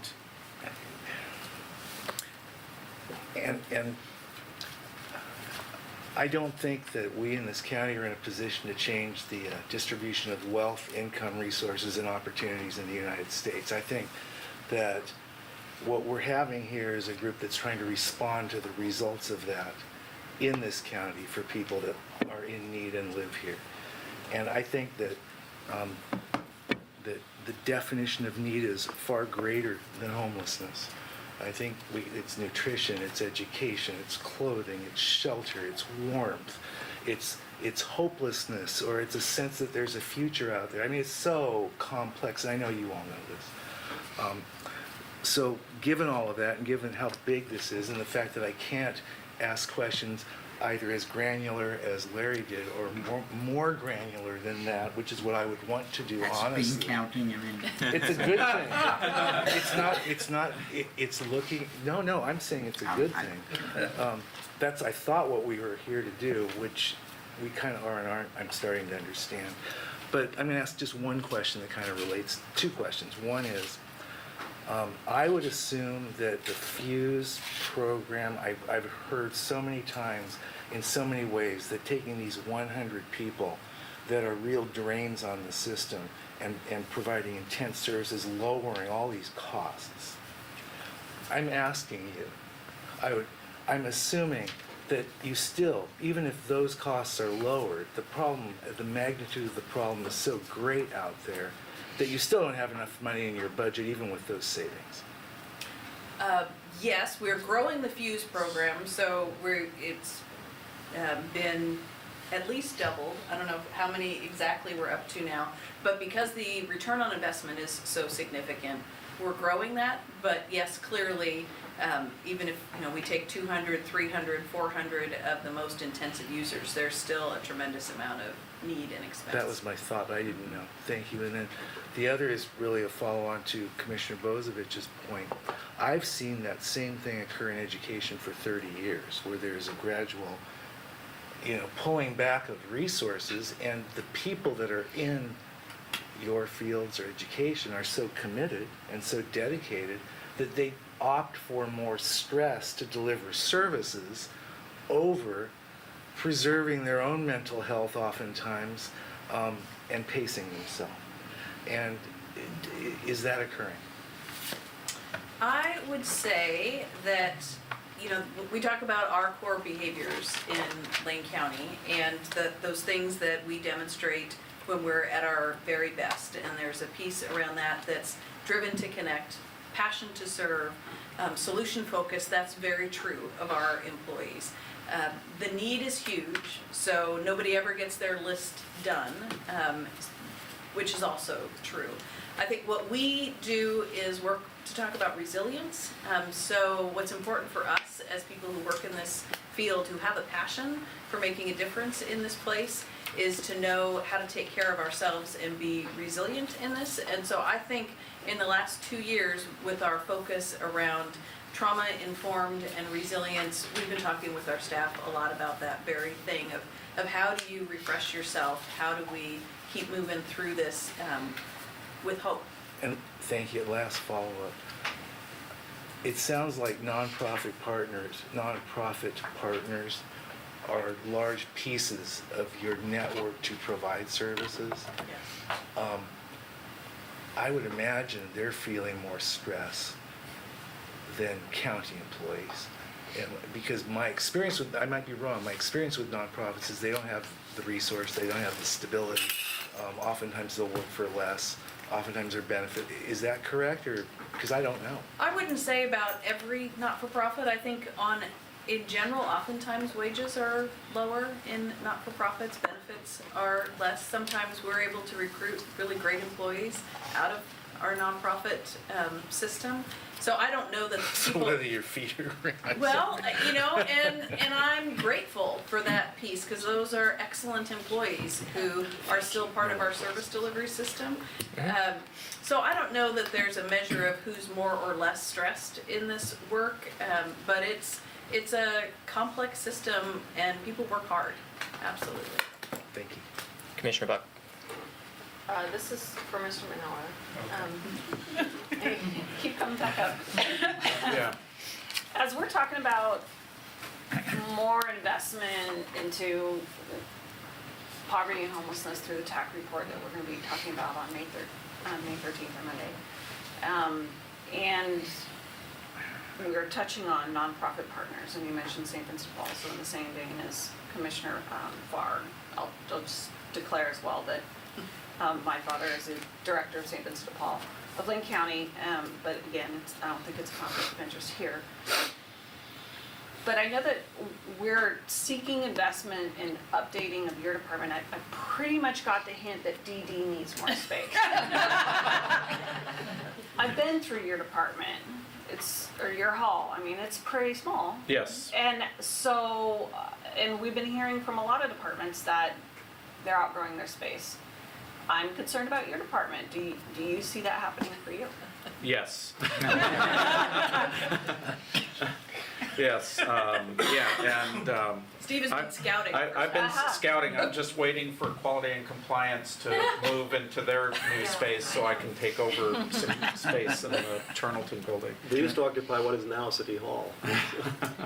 So you've already thought about that? Yes, And yeah, that will just be like just moving around within your space? Well, or at least for the next year or two.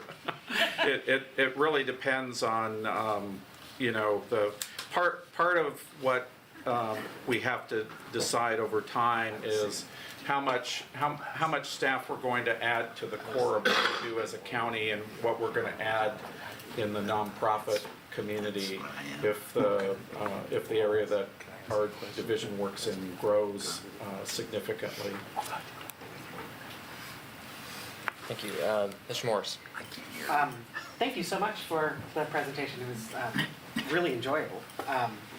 And on Mr. Bernie's part, can we have a department of self-care? That might be helpful. I have a couple quick questions. And I'm so sorry I've forgotten your last name. But I have just a quick question about the dental program. Yeah, sure. So there are local nonprofits and other organizations that do some dental work. Will the implementation of this pilot program absorb those nonprofits, or will Lane County be creating its own? No, it really is complementary to that. We're just testing the waters in terms of screening services for patients with diabetes, and so we won't be doing full-service dentistry. What we'll be doing is really identifying those people who, quite frankly, are not connecting at all today with dental services, doing screening, triage, and then a lot of our work will be actually connecting them to a dental home. That was my only question. Yeah, thank you. And then Mr. Manella. Okay. Thank you so much. Okay. It's like the Catholic Church up here. A couple of quick questions. So we are having the TAC report coming up on Monday. In your department, do you, let me backtrack just a bit. I had the opportunity to go to the Eugene Budget Committee last week, I believe it was, and there was a concern of a level of commitment that the citywide is having, whether or not the budget is going through. And I know that nothing's been finalized just yet. My question to you is, do you have that same concern in your department of a commitment level between both city and county? Not at all, not at all. I think what I would express that it's just a matter of timing. We received the TAC report in December. We met first with joint elected officials in January. We met a second time with the joint elected officials in the TAC group. And then for 8 weeks, a fellow by the name of Peter Chavon and myself have been working with staff and others in the community in putting together a framework for an implementation plan. And along the way, we've had conversations both with the county administrator, Steve Mokerheisky, and John Reese. Unfortunately, it's one of these things that what we'll be conveying on the 13th is that one of the timing elements is that Mr. Mokerheisky and Mr. Reese will be coming back to the county board and to the city council subsequent to the timing of the budget committee, unfortunately. And it's just because of the way things have moved forward. But what I can tell you that's very optimistic is that we've had a wonderful steering committee for looking at the implementation of the TAC report. And I don't want to steal the thunder from our Monday night presentation, but I think that everybody will be very pleased that we've come up with some good strategies for working on what's a very difficult issue. Before you go, I have just a couple more quick questions here. Do you believe that any of your current services that you're providing at the moment will be affected positively or negatively with the TAC report? Or my question really is, do you think that you will have freed up staff or other money or revenue coming in or changing? I'm not making sense, I apologize. Yeah. Well, what I tell you is there's a set of recommendations that will strengthen the work that we do so that the resources we do have will be used more efficiently and effectively. And that all has to do with coordination of our outreach, case management, our other healthcare. It's basically the care management piece for all of the people that we're trying to serve so that we function more as an alliance, I like to say, rather than a system sort of a cold term, but more as an alliance of nonprofit and public agencies in working towards the same goals than a bunch of different organizations that have a number of projects going that aren't quite working as well together. It's incredible. My last question is actually for Ms. Gaffney. And just for my own edification, I noticed there was the Lane County Behavioral Health and the Community Health Center was making a recommendation to add or conversation with more buprenorphine, and then you had mentioned Suboxone, and I was curious why there wasn't a flip of Suboxone or a push for Suboxone rather than buprenorphine. Well, as I have come to understand the pharmacology of it all, I've kind of loosely used the word Suboxone to generically talk about buprenorphine treatment. So there's a piece that can be dispensed, and I think Pauline talked about our hub and spoke model. So what we might do for people who acutely need treatment services and ultimately might dispense in the clinic versus when someone is more stable and they're receiving prescriptions through the primary care setting in Ron's shop and filling prescriptions at the pharmacy. It really is one program that is buprenorphine program. And I don't know if the good doctor wants to clarify on the prescription All I form. would say is Suboxone is a combination of two Right. medications. One of them is naloxone, which we give to reverse overdoses. And buprenorphine is just buprenorphine. It's the antagonist agonist that either makes you high or prevents you from getting higher. So Suboxone is both of those medications together. They both have their uses in select populations. The reason I ask is buprenorphine just has a higher chance of addiction, and so I was just very curious about that. And as for naloxone, I actually have one in my backpack with me, so it's very, I don't even know what it is. Yeah, so in case y'all need it, I got it. Good to know. That's it for questions on my end. Thank you, Chair, for your questions. Very good. Thank you, HHS. Thank you. I have two proposals real quick for the committee. One is that we forego our break and take individual bio breaks instead of to stay somewhat on schedule to make sure that we can respect the remaining participants. Can we cut it down just to 5 minutes? Thank you very much. Can we add, my other one would be we need to add 20 minutes to the end of that. Does anybody object adding 20 minutes to the end of the agenda? What would that take us to? It would take us to 5:20. Do we have, I'm gonna have do to we have leave. Metro? What's that? 5:30. 5:30, okay. I have no objection, Mr. Chair, but I will have to leave at 5 o'clock. Theirs is just shy. Okay. No objection. We're going to start back up in 4 minutes. Social determinants of health. We can get a quorum here, we're good. 30 grand.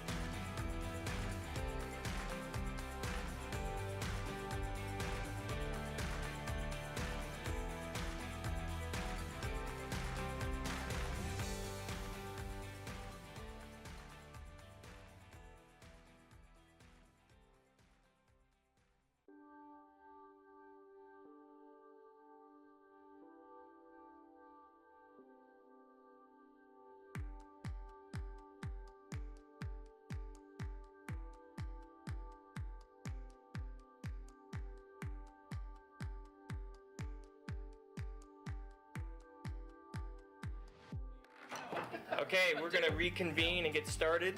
Technology Services, Mr. Finch. Hi, good afternoon. Thank you for having us here. Welcome to the most exciting budget presentation you can have. So, Can you sit at the head of the table so we can all see you? Sure. We're all kind of leaning. Yeah, sorry. and I apparently don't have a name tag yet, so. Okay. Pick Christine, she's got the most credibility of all of us. Yes. I like it. All right. So, real quickly, in kicking off here, I would like to take a moment and have my team introduce themselves really quick. This is the Technology Services Leadership Team. Hi, my name is Michael Harmon. I'm the Regional Radio System Manager. Cheryl Reedy, Technology Infrastructure Services Manager. Kim Morgan, Cybersecurity and Compliance Manager. Jesse Hollingsworth, and Admin Management Analyst. Kelly Barlow, Customer Service and Support, so the Technology Help Desk and Replacement Fund, and Administrative Manager. I'm Brad Welch, Business Services Manager for Land Services, which is in support of Public Works and Assessment and Taxation. Lauren Blythe, Business Services Division, the main team. And missing is Kay Youngblood. She's off today, taking care of family, and she is the Land and Law Team Manager. And then a recruitment person, the manager for business services, which is in the process of getting filled. Very exciting. So that is our team. Thank you. And I'm Mike Finch, Technology Services Director. Thank you for having us here and allowing us to present our budget for all of you. Clicking through. Just really quickly, I'll give you.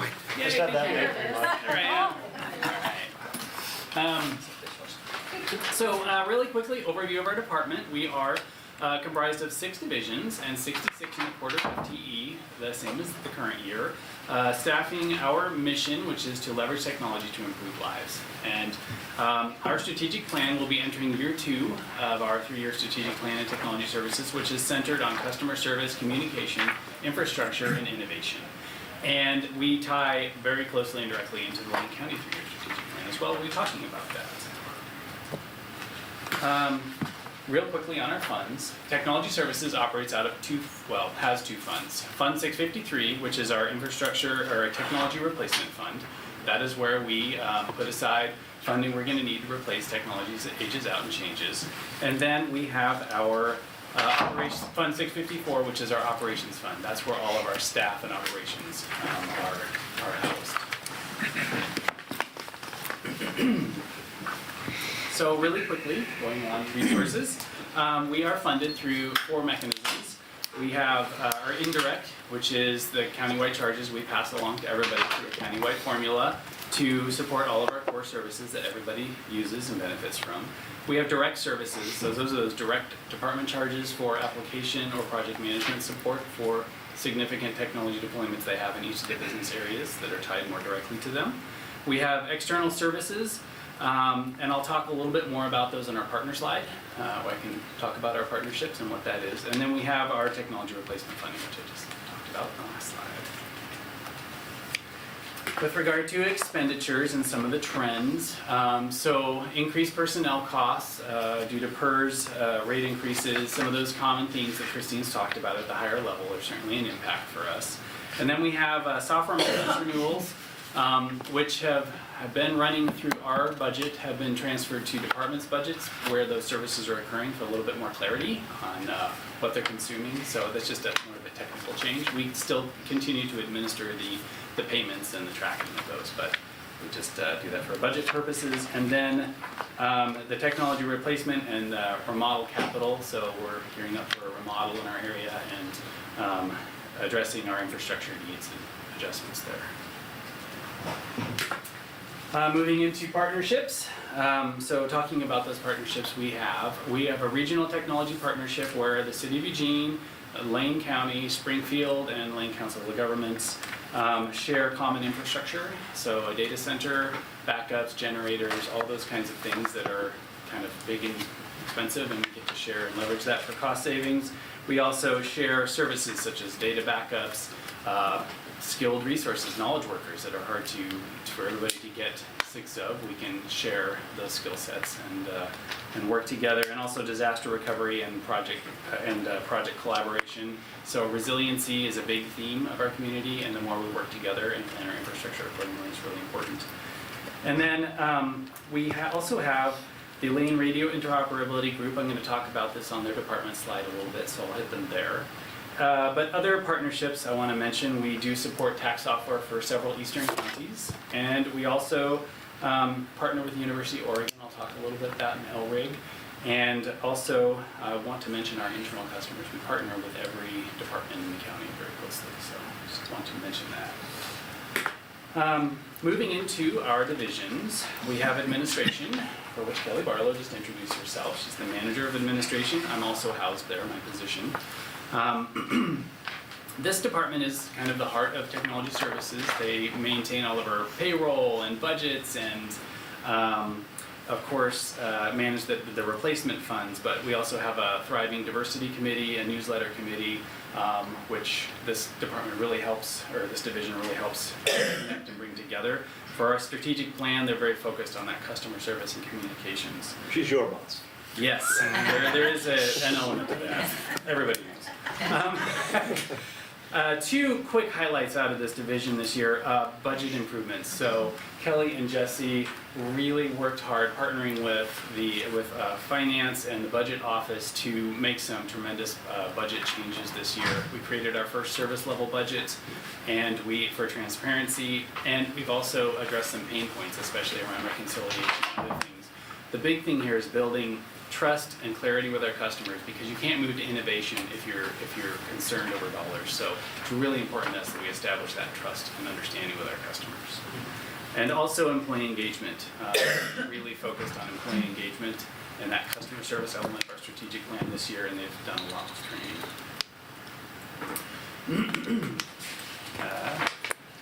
We've had some slide adjustments, so I'm just keeping up. Moving into business services, this is a new division. We did some reorganization this year and really took our project management office applications and some of our field desktop support staff and changed it into business-centric teams servicing our business areas. So I've worked in private sector, I've worked in public sector. One of the unique aspects and challenges of a centralized government IT organization is, unlike private sector, where you're really serving a pretty laser-tight product or direction or theme. In county government, we're serving a dozen different types of businesses, and we're trying to be all things to all areas, and they have different funding levels. And so it's a challenge, it's an exciting challenge, but we really, to deliver that innovation, you have to really connect with your business. And so that's what business services, what that work is about, is connecting. And so you heard Lauren and Brad and Kay, who's not here, who have now taken on and are managing these teams within customer-centric specialized areas. They still collaborate together because we're small and lean, and we don't have a lot of coverage, so they have to go across. It's a matrix. But I really think that's going to drive innovation. So that's what that division's about. And really quickly, this team has brought us data analytics this year and data work. You all got to meet Deanna recently in our strategic update. So that's capitalizing on some of the great leadership actually in Health and Human Services and bringing Tableau to the rest of the county. And that is also ePerformance was a good example of partnering with HR to help them get that out there. Our new telephone system that's coming in, this team is going to be operating that with our vendor after it's deployed in a few weeks. So it's definitely a busy team. And then we have our customer service and support division. What we've done is we've taken our service desk and some of our PC replacements and copier technical side, and we've moved that under Kelly Barlow as well. She is going to be sharing her time with administration in that group because we recognize service desk is a foundational element of driving continual process improvement, both in our business and within technology services. The key here is we want to create not only a better customer experience by having end-to-end call handling. When you call, the same person you call should be the same person closing out your ticket, and then we'll cover the back end. It also drives, because they're experiencing the whole thing, the end-to-end resolution, first call resolution, better communication internally of, well, what went wrong here? Maybe I can fix it without having to call a specialist in and get more reactive work. So that's the key, is better experience, more ways for the user to interact, maybe a web page interaction instead of just calling. That's going to drive the need for an improved service management system. We're talking about that in the coming year, but that's what's going on here. And I did want to call a quick highlight of this is our service desk has moved into our lobby now, so it's not buried in the back ends behind deeds and records. It's out front in our lobby. It's really customer facing and accessible, along with a thumb drive scanning kiosk for thumb drives. So it's really great. And I'm going quickly to maximize time for questions. So, cybersecurity and compliance. Kim Morgan oversees this group. Our strategic plan is infrastructure, customer service, communication, innovation, right? Certainly, security is about infrastructure and protecting our assets, but one of the great elements Kim brings to our team is the spirit of yes when you're working with security. We're always focused on getting to a solution. And that's something I hear time and time again, and she infuses that into her team. So security could easily, and very commonly is a department where it's like, well, it would be great, but no, because security, it's always dealt with, okay, let's see how we may be able to do it that way, but let's find out how we can. So really appreciate this division. It's had some great successes this year. Oh yeah, which 2 CGIS audits. We're definitely tackling HIPAA right now. That's on deck for us, is a big one we need to tackle. There's some improvements we need to make there. But we have multi-factor, which is something you have and something you know anytime you're going to log into a service outside of our building, out in the scary world out there, on our doors, and any services we offer externally for consumption. So those are some huge industry best practices we're putting into place and get us on our way to our compliance is a journey, not a destination, just how it is, but they're keeping us well on our journey. Hitting, I think we're on Lane, so Lane Radio Interoperability Group. This is one of those partnerships I was talking about. Mike Harmon manages this consortium, which is made up of, I think, 26 agencies, local, state, and federal, partnering for radio coverage from Oak Ridge all the way to Florence. The theme this year has been upgrades, system upgrades, expanded towers. We have a new tower going in at Glenada, more users to drive radio costs down, and partnership with the University of Oregon. Perhaps you've heard of Shake Alert, Firewatch. We're definitely working with them to get cameras on those towers and to build out what we call using those towers not just for radio broadcast now, but as a way to have microwave bandwidth where we can't run fiber, so that we can have high bandwidth consuming things like video, transport. And there's also some real work going on at connecting us all the way through up to the state with that, so that we have a resilient data connectivity off into the state should something happen that's major with our fiber. So that's some great work. This was definitely talked about in the snowstorm. I had a slide with a great picture of the Coburn Hills radio tower in the snow. Tons of snow. We learned a lot from that.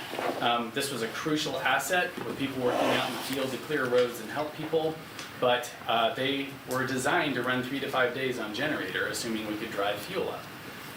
With the snow up there, it was literally huge partnerships of Verizon and other places to get snowcats to get fuel up there. We realized they need to do a study on running them longer. So that's something he's very focused on with those towers, is not only expanding service, but resiliency. Moving on to technology infrastructure services, Cheryl's group.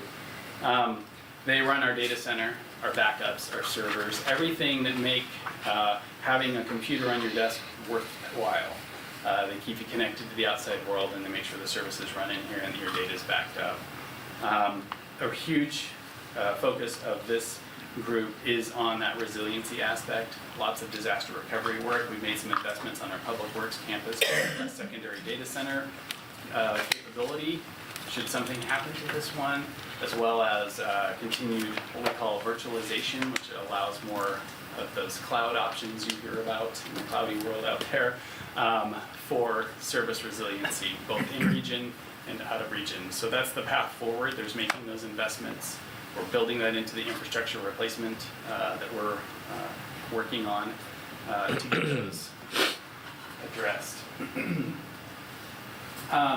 A few quick outcomes to highlight here. I covered some of these. I did want to mention data governance. Speaking again of some of the work Kim's doing, she's brought together a county-wide team of folks to help create a culture of data sharing, both within the county and in our community eventually. That's just one more of those elements of here's a security officer who's working to actually make sure data is shared openly and that we can apply Tableau and get better data-driven decision-making in our county. And so that is a huge highlight. I mentioned some of the others: service desk, service level budgeting, data analytics, upgrades. So a lot of great work this year put forth by these folks and our staff and technology services. Really proud of their efforts. And the phone system, yes, our phone system. Future challenges and opportunities. I'll try to just kind of go through these fairly quickly, but with our reorg, we haven't gotten any more resources, so it's kind of shifting, moving the shelves a little bit. Admin is taking on service desk as a priority area, but it means that admin's loss is service desk gain, so that'll be a challenge. We definitely have a new phone system coming in, taking on the operational side of that as soon as it's deployed. So we've got to run it and plan for it. So that's just a new service that we've got to start up and run. Getting that service desk in place, really there, it's going to be a service management system. Looking at the one we have now, it's just not modern and all it could be. So we'll want to be taking a look at that as a future opportunity and challenge. Business analysis. So with our new business services division, we have deployed for the first time business analysts in technology services. This is a key role for technology that moves us into the future of how technology works, recognizing we're not building everything anymore. We're integrating. We're going out and finding solutions that are ready-made. These are specialists that bridge to the business. They're the partners welcome in the business area that really understand the business, and when requests for innovation come in, they drive that innovation by going out and getting the requirements, finding if we can reuse stuff we already have and not get a dozen of the same thing over and over again. They make sure it's done quickly and reasonably. They'll help us get better lists of the work pipeline and to help us prioritize. So it's a really key new piece, but they've been in place for a month, and because they're excellent at what they're doing, their lists are full already. So this is going to be, it's great, but it's also going to be a challenge. I won't necessarily read all of these because, there's lots of challenges and opportunities out there. I'm just trying to showcase a few. Regulatory compliance. Security is constantly, becoming more and more of a threat. So, we've made investments in security with our limited resources, but the landscape is just big and we need to focus on that. I do want to mention my appreciation for all of yours. Busy schedules, but working with us as we put in multi-factor in those pins. We know that that's a new thing and can be a headache, but it's also one of the best things you can do to protect our citizens and living up to the promise for creating secure processing out there. So that's one of our challenges. Of course, we need to get end user training, penetration testing. Just lastly, really quickly touch on how all of these things map into the Lane County strategic plan. I mentioned cybersecurity tool that reviews, continuing that security landscape. That's our safe and healthy county. We have that data governance for vibrant communities, for the sharing of data and data-driven decision-making. Just a few points of where all of the work I've mentioned, all of the work I haven't mentioned, we very carefully make sure it's tied into each of our strategic priorities for the county, and that we're using the budget that you're helping approve for us in the wisest way possible to achieve the county's priorities. Whew. All right. Sure. Question. That's your Yes, first I have a couple, I'll try to make them really fast. When you were talking about the Lean radio interoperability, is that, I understand there's a new Office of Emergency Management. Is that Yes. something where you're going to be working really closely together? Yeah. Okay. I mean, absolutely. Okay. Yeah, she's on the board that gives direction to that group. Great. Okay. Number two, I'm curious just how the county works in terms of and how much of a burden this is on you. When there's a public, now that everything is so much electronic and less paper, when there's a public records request at a particular department, I mean any department, how much does the department rely on your team to respond to that request, and what is the sort of the nature of that burden on you from a budgetary perspective?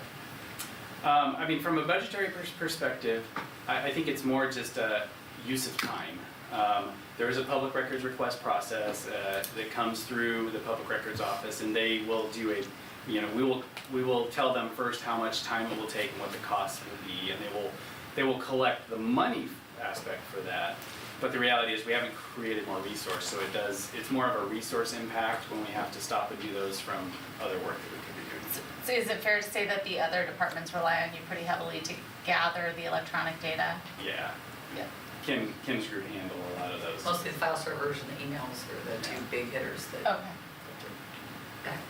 and do databases and that kind of thing. So it is a time intensive Emails process. especially, I would Yes. say. Oh, we're always. I was just I was curious about that. Okay, and then the last question I have is related to cybersecurity. To what extent are you involved as a department in protecting the security of our elections division and their systems? That is an excellent question. You know, the best person to involve with that is Cheryl Beshart. She would understand that. Elections, for the most part, is off network. They do a lot of work with the state of Oregon, and so, you know, she could really speak best to some of that. We're certainly a partner with her in those things, but And the new requirements last year for the elections, that's kind of where you're going on that. So Cheryl and I have talked, so after the May election, we're gonna get together and line up those types of things. So it will be one of those compliance regulatory areas that we focus on. So you are providing support to that now? Okay, yeah. absolutely. We'll cover elections tomorrow too, so that's another It just opportunity seems to like talk about. an interface. Yeah. Yeah. We do talk. Yeah, Yeah, good. yeah, we have reviewed the MSISAC for elections information that came out in May of last year. We're one of the lower risk setups with an air gap network. There's a network in the building, but it is not connected to this network, and it is contained within that building, and it does not go on the internet where the processing happens. So when they want to post election results, they take it manually off of that system and then go over to this system or the web and post the results there. And then they're totally air gapped is what it's called. Oh, that's really comforting to hear. Thank you. Those are my questions. Very good. Commissioner Sorensen? A few weeks ago, maybe a few days ago, I forgot, but you made a presentation and there was a person from your department talking about decision-making. And in the future, we won't need to have a budget committee or a board of commissioners because we'll have good decision-making by a machine. And that was really good that you won't implement that until January 4, 2021. Your record will remain But intact. immediately thereafter, the decisions will improve markedly because you'll have this automated decision. Can you tell us a little bit about how realistic this is? And I know that I was raised where Mr. Spock communicated with these things, and now we all do. And so I'm just curious, how realistic is it that we'll actually eliminate a department director or a county administrator or a county commissioner or all of the above? Because good decisions will be made as a matter of course by machines. I would say the world is human existence is about human beings, so it's not about eliminating people. The technology is a tool. I'm glad you don't want to eliminate No, the people. exactly. I would just say to make a better decision. Yeah, but you were saying, you know, these roles, you know, and I believe Joe said it well, you know, the heart is what it's about. But what these are tools that will allow decisions, better decisions to be made by leaders, by decision makers, because more information is being able to process and correlated than a human mind could do. You know, it's all about speed. Humans will always be involved in every part of the process. It's just that these machines will make it go faster. I see it as a construction worker armed with a hammer versus an air nailer. you know, the air nailer lets them go faster. I understand that. Yeah, exactly. And so it's that way. And artificial intelligence is here. It's absolutely here. It's built into your new phones on these processors called neural processing units. That's how facial recognition works, because they're all about being able to spot patterns more quickly. And patterns are what allow you to make decisions. Patterns have existed since the beginning of time, when farmers needed to know when to plant crops and understand the seasons. Fishing needs to understand when the tides are happening, so they know where to go to harvest fish. All of life is based on patterns from the sun rising and setting, and that's what artificial intelligence is about, is being able to process more and more sets of data, information. Do you think you'll be able to to implement reveal this those. in a limited way in a particular department or particular function, so that the promise of this can be seen perhaps sooner than January 4, 2021? That is exactly what Tableau and our data analyst is all about. That's what they're doing. You saw a fraction of it, honestly, in our recruitment and retention audit. Some of those analytics you see on our website, powered by Tableau. It's just better and better ways to present that information for humans to interact with. So it's already on its way, and that's what we're delivering on some of that promise now. With Deanna's great work with Health and Human Services and the tools. And it will only get better. Thank you very much for all your great work, and all the people that help you do all the great work. So pertaining to this point, I just beg to, I have no idea the implementation in the county you do, but I'm reading a book now by the guy that was head of Google China, and is a multi-billionaire venture capitalist, and he would disagree with you. And his prediction is 30% of all jobs that we know in the world will be eliminated within 15 to 20 years because of the intersection of artificial intelligence and robotics and technology. Oh, I definitely, and I've brought this before to TMT and other areas. Technology is going to change the nature of the types of work that are out there, but I'm a big believer that there's an infinite amount of work. It just changes. It's philosophy. But because I would it's moving disagree, so but this isn't the quickly. place. It's good. Okay, Yeah, one more we're good. question from my turn. Who are you?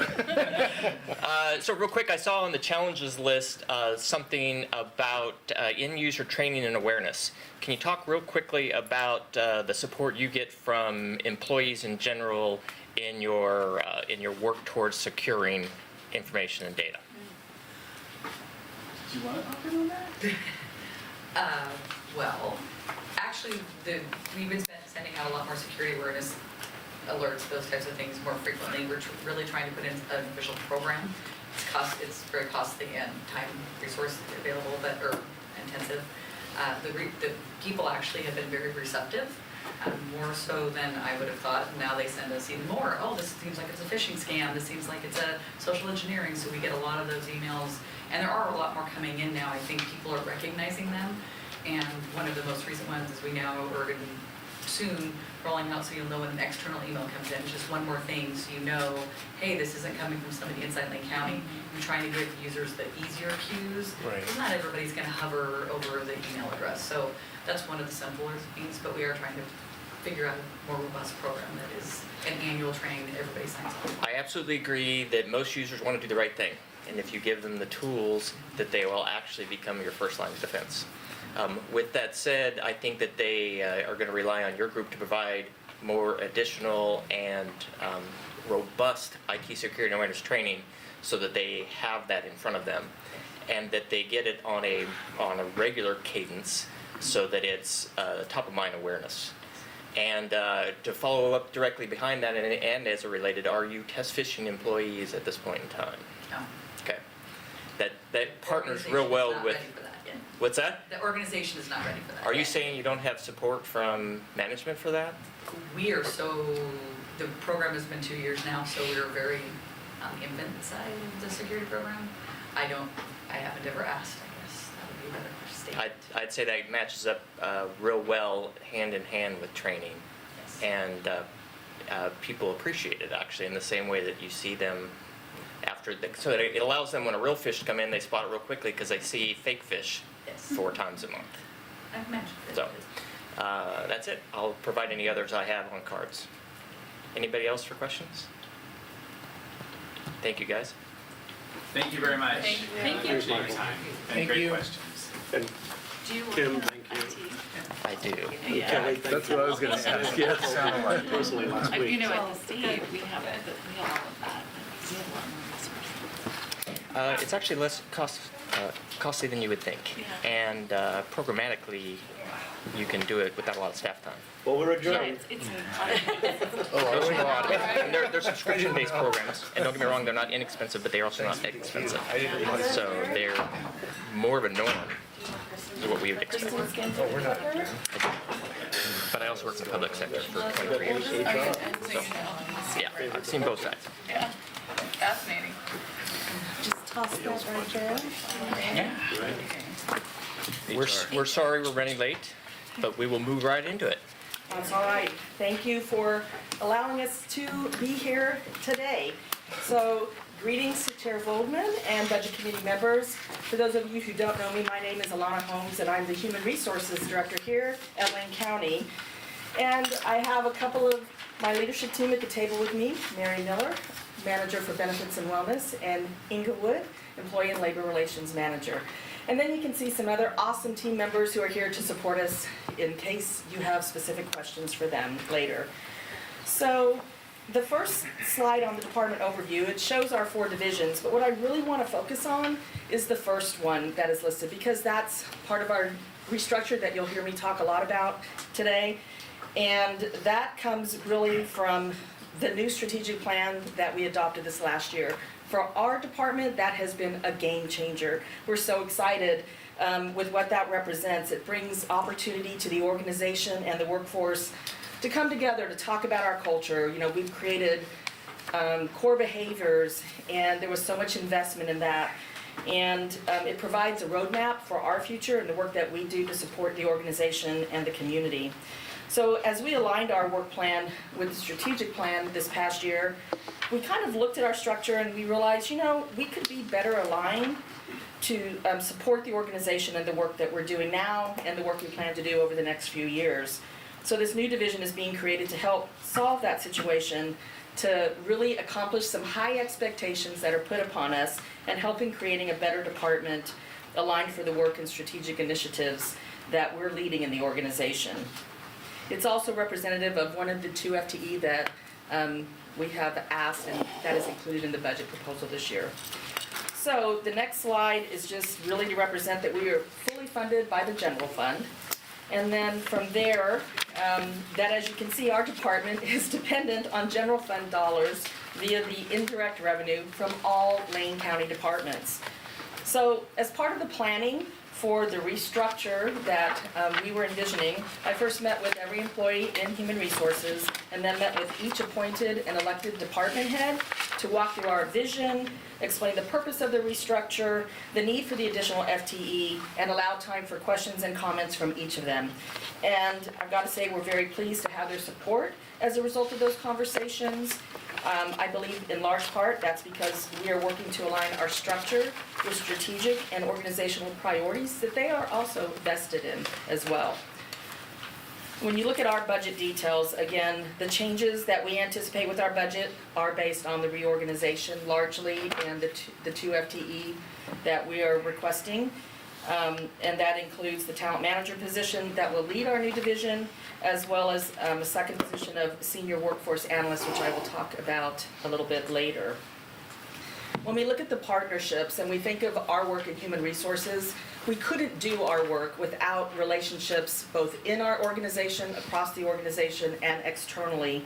Some of the relationships we have are with municipalities, state entities, nonprofits, professional associations, and then others we're building and trying to be unique in different ways. For example, Labor Relations is partnering with 626, one of our labor affiliates, to try interest-based bargaining.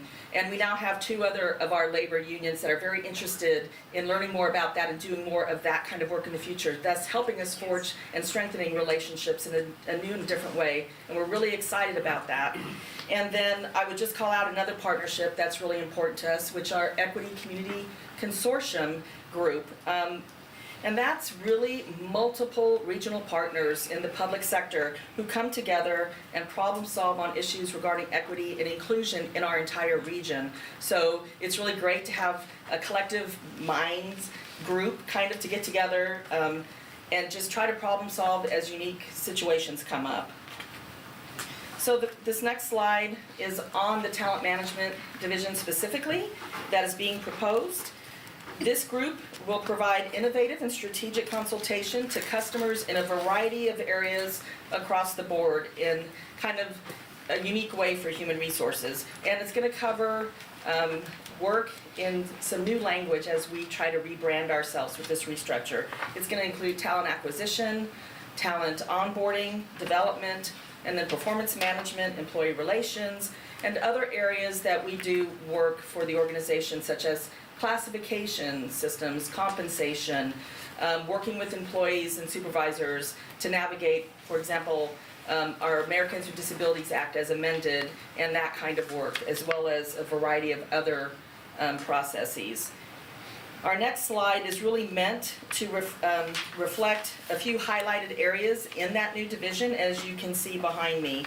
And I'll try to just keep it short, and I'm happy to answer questions on that one later. So at this time, I'd like to turn it over to Inga to talk about her area. Thanks, Alana, and thank you all so much for staying late to listen to us talk about HR. We have exciting things happening. As Alana mentioned, I'm the Labor Relations Manager, so the mission of our division is promoting effective, fair, and respectful relationships between the county and its employees. We currently have 6 full-time employees in our division, myself, 4 senior HR analysts, and 1 program specialist, Kristen Mayfair, who's here with us. But that will be changing under the new structure with the talent management. The 4 senior HR analysts will actually move under the talent manager, and that will leave myself and Kristen as the program specialist in labor relations. We're hoping this will really free us up to do some more of those innovative approaches to collective bargaining and come up with ways in which we can really partner with our union groups. We believe this restructure will also allow for us to spend more time in preparing for those labor relations, for the union negotiations, and really work in a more collaborative way with our groups. Labor Relations will continue to also provide support to the departments and the senior HR analysts on matters related to contract negotiations, policy change, and employment law. We're responsible currently for bargaining, administering, and interpreting 7, soon to be 8, collective bargaining agreements here at the county. We guide managers, supervisors, and employees through the bargaining unit language and our policies and procedures. This includes the disciplinary process, grievances, and other employment matters. In the next fiscal year, in conjunction with County Council and the Talent Management Division, we'll continue to present frontline supervisor trainings, including implementation of recommendations from the Strategic Plan Employee Engagement Team. We provide assistance and often answer EEOC complaints, bully complaints, lawsuits, and unfair labor practice complaints. We testify and assist County Council and many times act as the county's representative at arbitration hearings.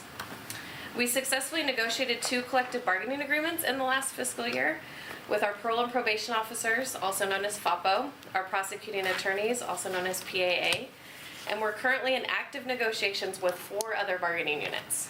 Our AFSCME Physicians, which is a brand new unit here at the county, Administrative Professionals Association, also known as Admin Pro, our Peace Officers Association, LCPOA, and for the first time at Lane County, as Alana said, we're involved in interest-based bargaining, also known as IBB. With the Lane County Association Local 626. And we are extremely excited that the previous slide actually is a photo of our interest-based bargaining group. This process includes just an abundance of information sharing and follows a 7-step problem-solving method to reach agreement. So unlike traditional bargaining, you're all together in a room and you go through the 7-step process. So it's very different than what we've done previously.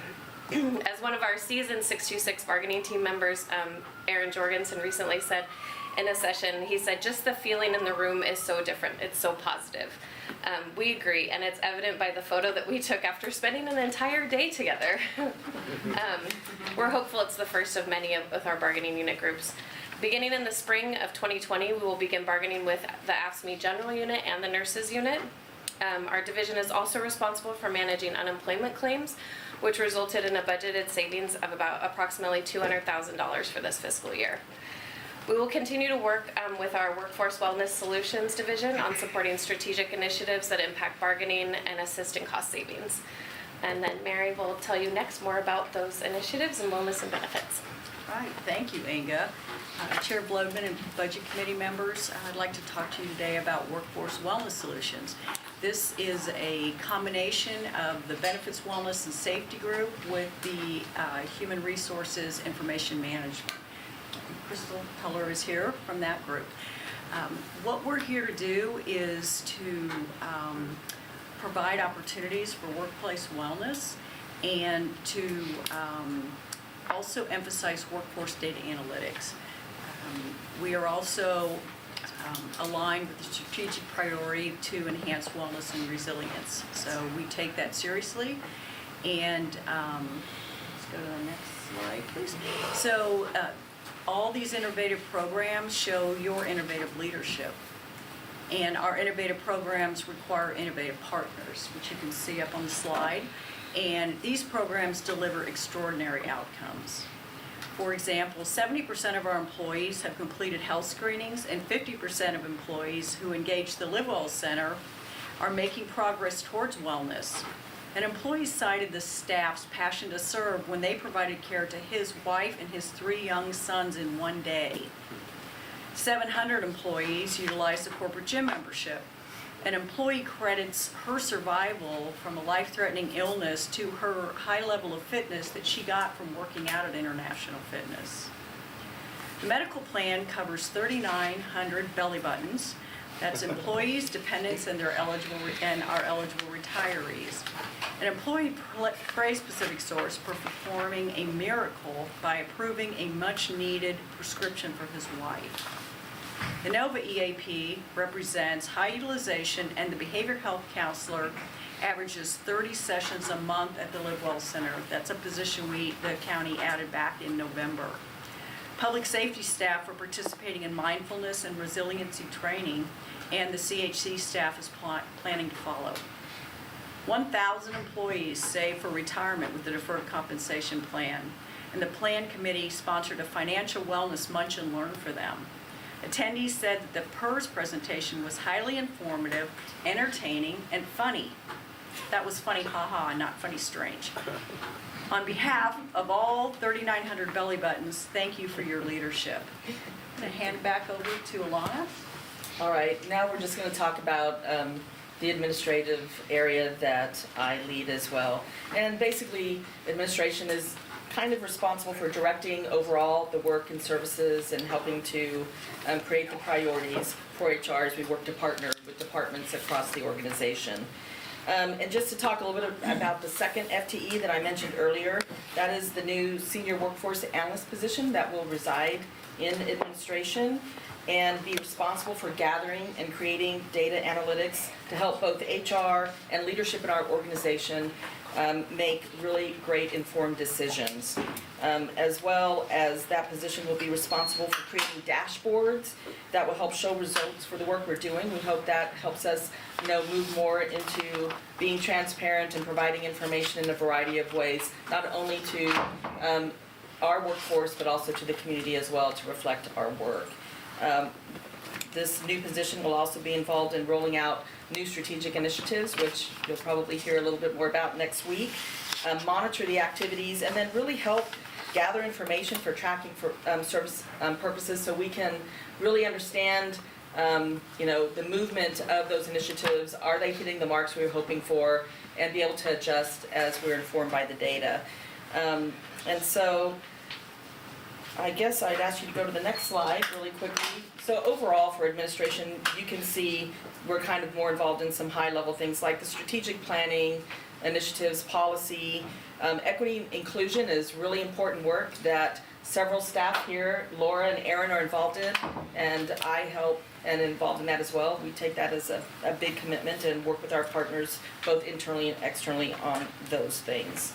So our highlights for this last year, there are tons, but I thought I'd speak to some of the pictures that are up there. One is of one of our senior HR analysts, Pam Darnell, and her spouse, who attended our very first Munch and Learn Financial Wellness Workshop. We were really excited to have that initial launch so that people could really focus on their financial well-being as well as the other health and resilience that Mary has spoken about. And then our other picture that talks about congratulations to Lane County really is a reflection of the organization-wide work and partnerships that helped to make Lane County tobacco-free this past October. So we were really pleased to be a partner in that effort, and it was nice to be recognized in the paper with that. And then the middle picture of me, you're gonna have to have some fun. So that one, I tell you, I've only been here about a year and a half, but I've had an opportunity to tour a bunch of areas in the organization, clinics, youth services, campus, and then Public Works, do some ride-alongs. And so this was just reflective of me having a really fun day with the Public Works road crew as they were out doing chip seal work in the Oak Ridge area. And it was just so much, it's like being in Disneyland. You're watching them do all this work. They're happy. And I've never seen it before, although I've driven across it before, so it was neat to see how that worked. And then we have a picture up here that certainly isn't reflective just of HR, but United Way presented Lane County with the Community Partner Award this year, and we just wanted to celebrate that. And then there's another picture of, I don't know if you can see them, no, it's not really easy to see, but it's part of the IBB group with their thumbs up, which is how they make decisions as a group if everyone's thumb is up. So we thought that was fun to demonstrate. Like all areas, there are always challenges and opportunities, and people laugh at me because I usually refer to them just as chopportunities, because we always have them. And if, for us, the really great opportunities are our restructure, our reorganization, and what these new positions will allow us to do as far as enhancing our opportunities with the work that we've described to you today. On the flip side, as we make these changes, I understand a change of this sort of our department hasn't happened in quite some time, so we'll be responsible for providing clarity and communicating to our workforce so they can really understand how to connect in with us to get the support that they need in different ways.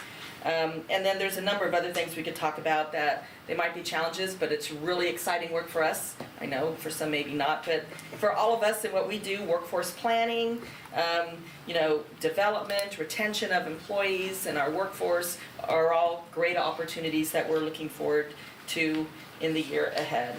And then the next slide represents some of our connections into the strategic plan. I would say our work that we're doing in our work plan, our roadmap is absolutely in alignment with the strategic plan. You've heard us mention a lot of strategic initiatives, and I think what I would like to do is just call out one that we've already completed this year, which was the excitement around our core behaviors. You've heard passion to serve, driven to connect, focus on solutions, and how we embedded those core values in our recruitment and hiring processes, as well as a lot of our training and development initiatives in the organization. So I would just say that in closing, it's really my hope that this presentation today by our group has helped you to better understand our reorganization and the vision moving forward in supporting our people in partnerships and the work that we do, as well as our workforce and the community at large. And at this time, we'll turn it over for questions. Very good, thank you. We have a hard stop in 10 minutes for questions, so Mr. Stronberg. That'll be quick. I think the trend of this budget committee this time around has been on data and the department's use of it and whatnot. If I understand right, you have a position that primary goal is utilizing the data, maybe not their only job, but the primary, and that's a new position? It's a new position, and it's a significant piece in that, like many areas, but specifically in HR, you are relying on data to help inform your decisions, to help inform the work you're doing. Are we hitting the mark? What is the data telling us? Where are our gaps? Where are we seeing high success? And that helps inform not only all of HR in the various pieces of work that we do, but our leadership teams as well, and ideally the board, as we can share what we learn in that way. And so, and part of that too is as we look at our website and even our intranet at some point when the changes can happen there, having dashboards and visuals available, sometimes just reading numbers and percentages, not everyone can relate to data that way. We want to find ways with Tableau, for example, to provide the information in ways that can be helpful and meaningful in a variety of Awesome, thank you. instances. Mr. Sorensen, or Commissioner Sorensen. Thank you.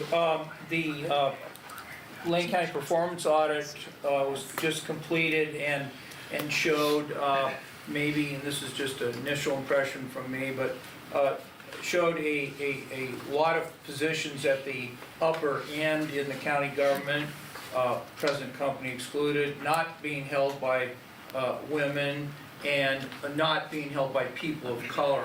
And I'm wondering, and that's a gross generalization of thousands of hours of work, but I'm just wondering what you think we could do to improve our people of color and women in higher level positions in the county government. Well, you know, I love questions like that. And I would say that while we absolutely have work to do in that area, I don't think the work ever stops.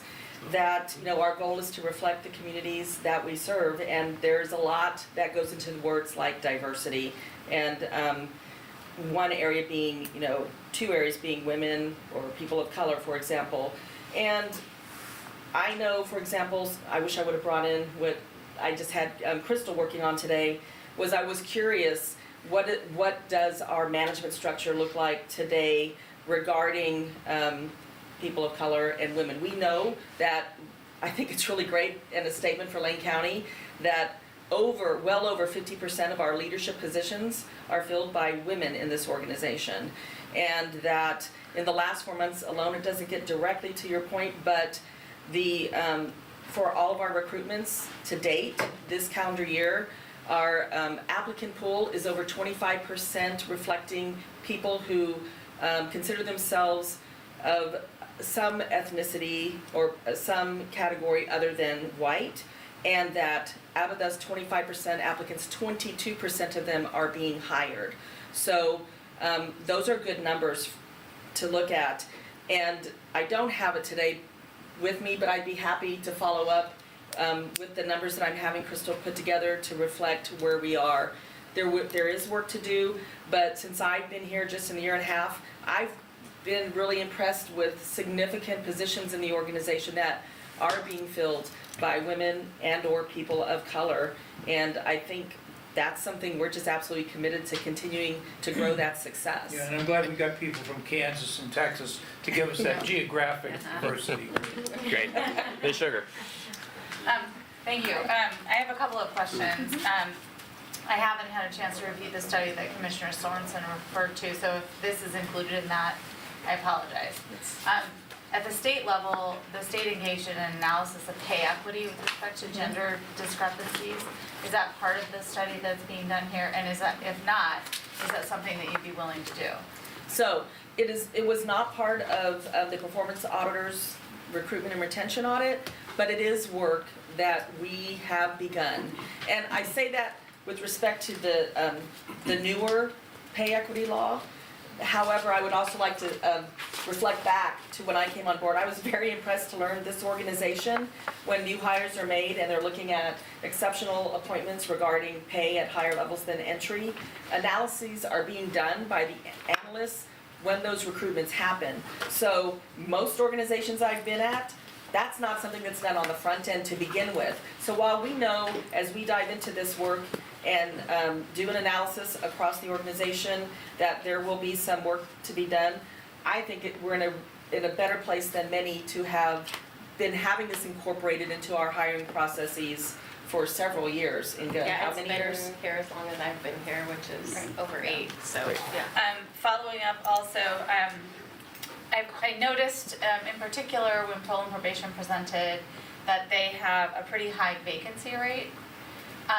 That's sort of an ongoing problem, and it at least reported to us that it's related to the unique characteristics of what makes up a probation officer, the work experience and training and whatnot. And and so they have difficulty with vacancy and retention. So piggybacking on that, I'm curious how you engage with managers in different departments. Do they have to come and ask you for advice or suggestions on how to address that? Or do you notice things like this and say, hey, we'd be interested in sitting down with you and talking about why you're having such a hard time staying fully staffed? Great question again. We have our recruiter in the room, and then I want to follow up after your answer to talk about something that we're going to be kicking off this summer.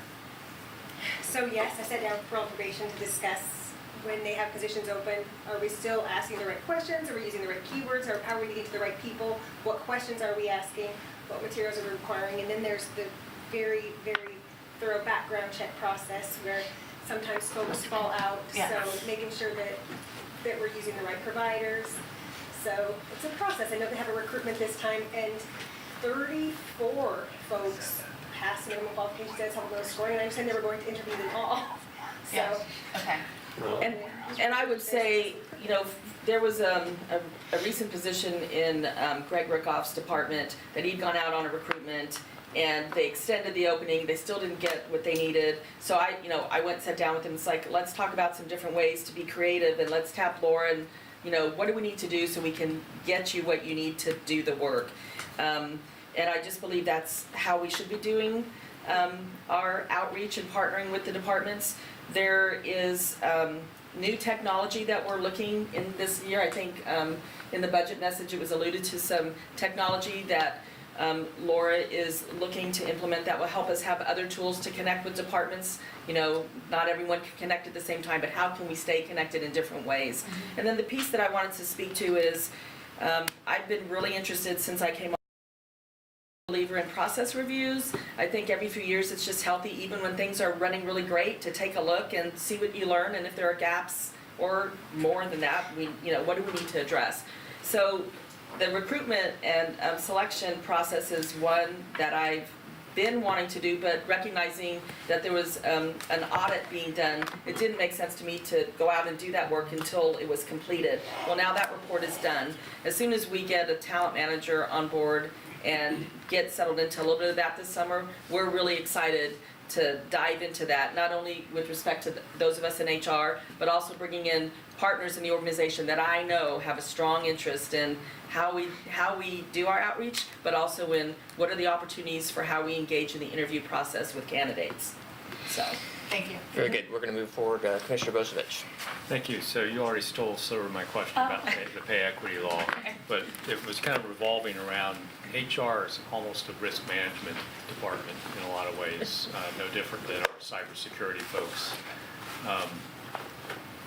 Part of that is having a good relationship with county councils so you understand changing laws, but also having a strong training program for everybody from leads to department heads that are all really extensions of HR because they're supervising people. Can you talk a little bit about your relationship with county council and your training programs? Absolutely. Absolutely. You're absolutely right. So we are almost tied at the hip when it comes to county council and HR, and a lot of that comes from the proactive work.